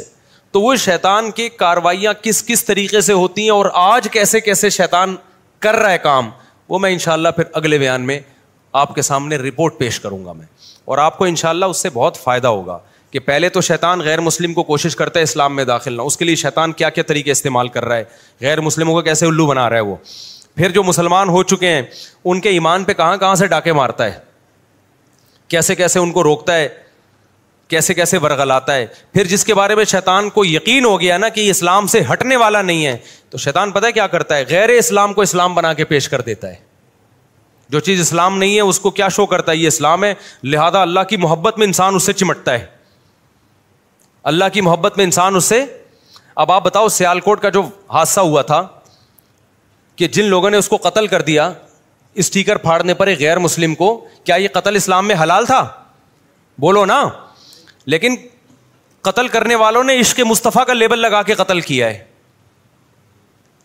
ویسے تو زیادہ تر یہ پلان ہوتا ہے, جو اسلام دشمن NGOs ہیں نا وہ پیسہ دے رہی ہوتی ہیں ملک میں تخریب. ابھی جیسے عیسائیوں کے چرچوں کو جلا دیا, تو یہ غیر ملکی ایجنسیاں بھی ہیں جو آپ کے ملک میں نا ان کو پتا ہے یہ مذہبی جنونی قسم کے کچھ لوگ ہوتے ہیں, ان کو مذہب کے نام پہ کچھ بھی کروا لو, تو وہ ان کے لیڈروں کو پیسے دے رہے ہوتے ہیں کہ اچھا ہے آپ اپنے ماتحت لوگوں کو عشق مصطفیٰ کے نام پہ جذباتی بناؤ اور بولو کہ کوئی بھی کسی بھی وقت نبی کی یاد میں پھٹ جائے تو جنت میں جائے گا وہ. تو کچھ غیر مسلم عناصر بھی ہیں جو یعنی اسلام دشمن عناصر بھی یہ کام کر رہے ہوتے ہیں. ہو سکتا ہے وہ عیسائی ہی کیوں نہ ہو, عام عیسائیوں کو نہیں پتا ہوتا, ہو سکتا ہے وہ ہندو ہی کیوں نہ ہو, عام ہندوؤں کو نہیں پتا ہوتا. تو دنیا میں پیسے کے ذریعے کچھ بھی کروایا جا سکتا ہے, لیکن ان کو سرپھیرے لوگ چاہیے ہوتے ہیں, ان کو پتا ہوتا ہے. ایک انگریز نے بڑی پیاری بات کی ہے, اس نے کہا ہے کہ دیکھو جب بھی آپ دنیا میں ہر کام کے ماہر نہیں ہو, آپ دنیا میں ہر کام کے ماہر نہیں ہو, لیکن آپ پھر بھی دنیا میں ہر کام کر سکتے ہو. سوال پیدا ہوتا ہے بھائی جب میں دنیا میں ہر کام کا ماہر نہیں ہوں تو میں ہر کام کیسے کر سکتا ہوں؟ تو کہا کہ ہر کام کے ماہرین سے کروا لو. نہیں یہ بات سمجھ میں؟ بھائی دیکھو میرے پاس کوئی آتا ہے, مفتی صاحب میرے گردے میں درد ہے, میں آپ سے علاج کروانا چاہتا ہوں. اب مجھے پتا ہے میں گردوں کا علاج نہیں جانتا, لیکن میں پھر بھی کر سکتا ہوں. کیسے؟ میں کسی ڈاکٹر سے رابطہ کروں, ڈاکٹر کو بولوں کہ بھائی میں آپ کے پاس ایک بندہ بھیج رہا ہوں, آپ بولو کہ میں مفتی صاحب کا نمائندہ ہوں, مفتی صاحب نے میرے ذمہ لگایا اس کے گردے ٹھیک کرنا, اور ڈاکٹر صاحب فیس آپ کو میں دوں گا, اس سے نہیں لینا, ٹھیک ہے نا. اور اس سے میں کہوں بھائی 1 لاکھ روپے مجھے دے دے, میں تیرے گردے ٹھیک کروا دوں گا, تیرا کام ہو جائے گا. میں ٹھیک کروں یا میرا بندہ ٹھیک کرے, گردے تیرے ٹھیک ہو جائیں گے, 1 لاکھ روپے دے دے. 80,000 میں ڈاکٹر کو دوں, 20,000 میں تو ٹھیک کرا دیے کہ نہیں کرا دیے؟ اب میرے پاس لوگ آتے ہیں شادی کرا دو, میں تو نہیں کراتا, لیکن میں ان لوگوں کی نام ان کا نام لے دوں, رفیع بھائی کا, میں ان سے ان کی بات چلایا بھائی یہ کراتے یہ ہیں, ثواب کس کو مل رہا ہوتا ہے؟ نام ہمارا استعمال ہو رہا ہوتا ہے. اب میرے پاس کوئی بندہ آتا ہے کہ جی مجھے کوئی عمارت بنوانی ہے, میں کہتا ہوں وہ فلانا, لیکن میں پیسے نہیں لے رہا ہوتا ان چیزوں کے, میں اور آیا بھی نہ کریں ان کاموں کے لیے, میں تو ایک مثال دے رہا ہوں. تو اب مجھے ایک بات بتاؤ, وہ ایک انگریز نے ایک بات لکھی ہے کہ آپ دنیا کا ہر کام کر سکتے ہو. کیوں؟ آپ ہر کام کے ایکسپرٹ نہیں ہو, لیکن دنیا میں ہر کام کے ایکسپرٹ موجود ہیں, ان سے کروا سکتے ہو آپ. اب سوال پیدا تو ان سے ہم کیسے کروائیں؟ کچھ کام ایسے ہوتے ہیں جو آسان نہیں ہوتے. تو اس گورے کی بات ہے, دیکھو ہر شخص کو کچھ نہ کچھ چاہیے, آپ اس کی چاہت اس کو دے دو گے وہ آپ کا کام کر دے گا. تو اس گورے کے الفاظ ہیں, کچھ لوگوں کی چاہت پیسہ ہوتی ہے, ان کو پیسہ دو جو چاہے کرا لو. کچھ لوگوں کی چاہت ہوتی ہے, کوئی ان کو رشتہ چاہیے ہوتا ہے نا, عشق ہوا ہوتا ہے, آپ ان کو گارنٹی دلاؤ تیری یہاں شادی کرا دوں گا, وہ سب کچھ کرنے کے لیے تیار ہو جائے گا. اس کے پاس میرے پاس بڑے واقعات ہیں, ایسا کیا بھی ہے لوگوں نے. تیسرا, کچھ لوگ, گورے کے الفاظ ہیں, کچھ لوگوں کی چاہت جنت ہے, آپ جنت کی لالچ میں ان سے کچھ بھی کروا سکتے ہو, بس آپ ان کے دماغ میں یہ ڈال دو کسی طریقے سے کہ یہ کرنے سے تجھے جنت ملے گی. اب اس کے دماغ میں آئے گا کہاں سے بھائی الٹا کام کرنے سے تمہیں جنت ملے گی, یہ بات اس کے دماغ قبول نہیں کرے گا. تو اس نے کہا یہ کام مذہبی اسکالر سے ہوگا, کیونکہ یہ جن مذہبی اسکالرس کو سنتا ہے ان کو پیسے کھلا کے یہ نکلوا لو ان کی زبان سے کہ یہ فلاں بندے کو تو مارے گا تو تجھے کیا ملے گی, جنت ملے گی. تو یہ جنت کی لالچ میں کرے گا, اور جنت کی لالچ ڈالے گا کون اس کے دل میں, ان کے مذہبی اسکالر ڈالیں گے. اور مذہبی اسکالر پیسے کا بھوکا ہوگا, وہ پیسے لے کے اس کے دماغ میں جو ڈلواؤ گے وہ ڈال دے گا. نہیں آ رہی میرا خیال ہے کھوبڑی شریف میں بات. تو آج جو کچھ مذہبی اسکالر کہہ رہے ہیں ادھر بھی دھماکہ, ادھر بھی نبی کی یاد میں اس کو مار دو, اس کو قتل کر دو, اس کو چاقو لگا دو اور پھوڑ دو, توڑ دو. تو آپ کو کیا پتا ان کے خود اپنے کہاں کہاں تعلقات ہوں. یہ خود تو کبھی نہیں پھٹے, یہ خود کبھی بھی جب یہ بولے نا نبی کی یاد میں فلانے کو مار دو, آپ بولو یہ چاقو لے تو جا کے مار دے, ہم یہاں بیٹھے ہوئے آرام سے, تجھے کیا جنت میں جانے کا شوق نہیں ہے؟ کیا ہو گیا؟ جب بھی کوئی مذہبی اسکالر ایسی تقریریں کرے نا, یہ کر دو وہ کر دو یوں کر دو, آپ کو سر آپ کریں, ہم آپ کے پیچھے پیچھے آ رہے ہیں. یہ یہیں بیٹھے ہوئے ریموٹ کنٹرول سے آپ کو کنٹرول کر رہا ہوگا بس بیٹھ کے, ٹھیک نا. جنازے میں شرکت کر لیں گے بس آپ کے, جب لاکھوں کا جنازہ ہوگا یہ آ جائیں گے نبی کی یاد میں, یہ اس نے بندہ مارا اور خود بھی مر گیا. تو جنازے میں تو شرکت پہ کچھ بھی نہیں ہوتا بھائی. مرے آپ کیوں نہیں مرے؟ آپ کو پہلے مرنا چاہیے تھا نبی کی یاد میں, دوسروں کو کیوں مروا رہے ہو آپ؟ تو یہ ہر آدمی کی نا کچھ لالچ ہوتی ہے, اس کو وہ جنت کے نام پہ بھی لوگ بیوقوف بنتے ہیں. سمجھتے ہو تو شیطان ان لوگوں کو اس طریقے سے کیا کرتا ہے, الو بناتا ہے. تو شیطان بہت بڑی فلم ہے, چھوٹی فلم نہیں ہے. تبھی قرآن نے کہا انہ یراکم ہوا وقبیلہ من حیث لا ترونہم. اے ایمان والو, شیطان تمہیں ایسی جگہ سے وار کرتا ہے تمہیں نہیں پتا چلتا. تو فاتخذوہ عدوا, اس کو دشمن بنا لو, اس کے وار سے ہوشیار رہو, ہر طرح سے تمہیں ورغلائے گا یہ. تبھی ہم گلشن اقبال میں تھے, ہمارے کراچی کے ایک دوست تھے, وہ کسی آڑا ترچا بندہ ملتا تھا نا, اس کے بارے میں کہتے تھے, جیسے کراچی میں کہتے ہیں بندہ بہت بڑی فلم ہے, فلم کو فلم کہتے ہیں ہم لوگ, یہ بندہ بہت بڑی کیا ہے, فلم ہے. تو وہ کہا کرتے تھے کہ یہ انگلش فلم ہے 3 گھنٹے کی گانوں کے ساتھ. انگلش فلم 3 گھنٹے کی نہیں ہوتی اور گانے نہیں ہوتے نا, اس وقت کی رپورٹ یہی تھی, اب کا مجھے نہیں پتا. تو کہتے تھے کہ یہ چھوٹی فلم نہیں ہے, یہ 3 گھنٹے کی فلم ہے, بولو.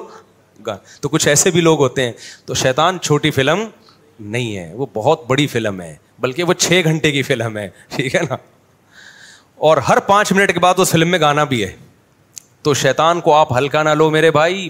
نبی کی محبت میں دیکھو, ربیع الاول میں جو ڈانس ہوگا, ربیع الاول آنے والا ہے نا, اس میں ابھی سے ڈانسنگ پروگرام کی پریکٹس شروع ہے, ابھی سے شروع ہے, ابھی سے وہ چھپنا شروع ہو گئے گے, چمک پٹیاں اور سب کچھ. تو صحابہ کے دور میں تو کوئی ربیع الاول 20 دفعہ آیا, کچھ بھی ایسا نہیں ہوا, لیکن ابھی سے ڈانسنگ پروگرام, حلوے مانڈے اور وہ ساری چیزیں, یہ سب نبی کی یاد اور محبت. کیک کٹیں گے, ہیپی برتھ ڈے ٹو یو اور ہیپی برتھ ڈے ٹو محمد صلی اللہ علیہ وسلم, معاذ اللہ, یہ تو کفری الفاظ ہیں. یہ سب ہوگا, لیبل کیا لگایا جائے گا, نبی کی محبت. تو یہ کون کروا رہا ہے میرے بھائی؟ یہ سب شیطان کروا رہا ہے. اللہ تعالیٰ سمجھنے کی عمل کی توفیق عطا فرمائے. وما علینا الا البلاغ.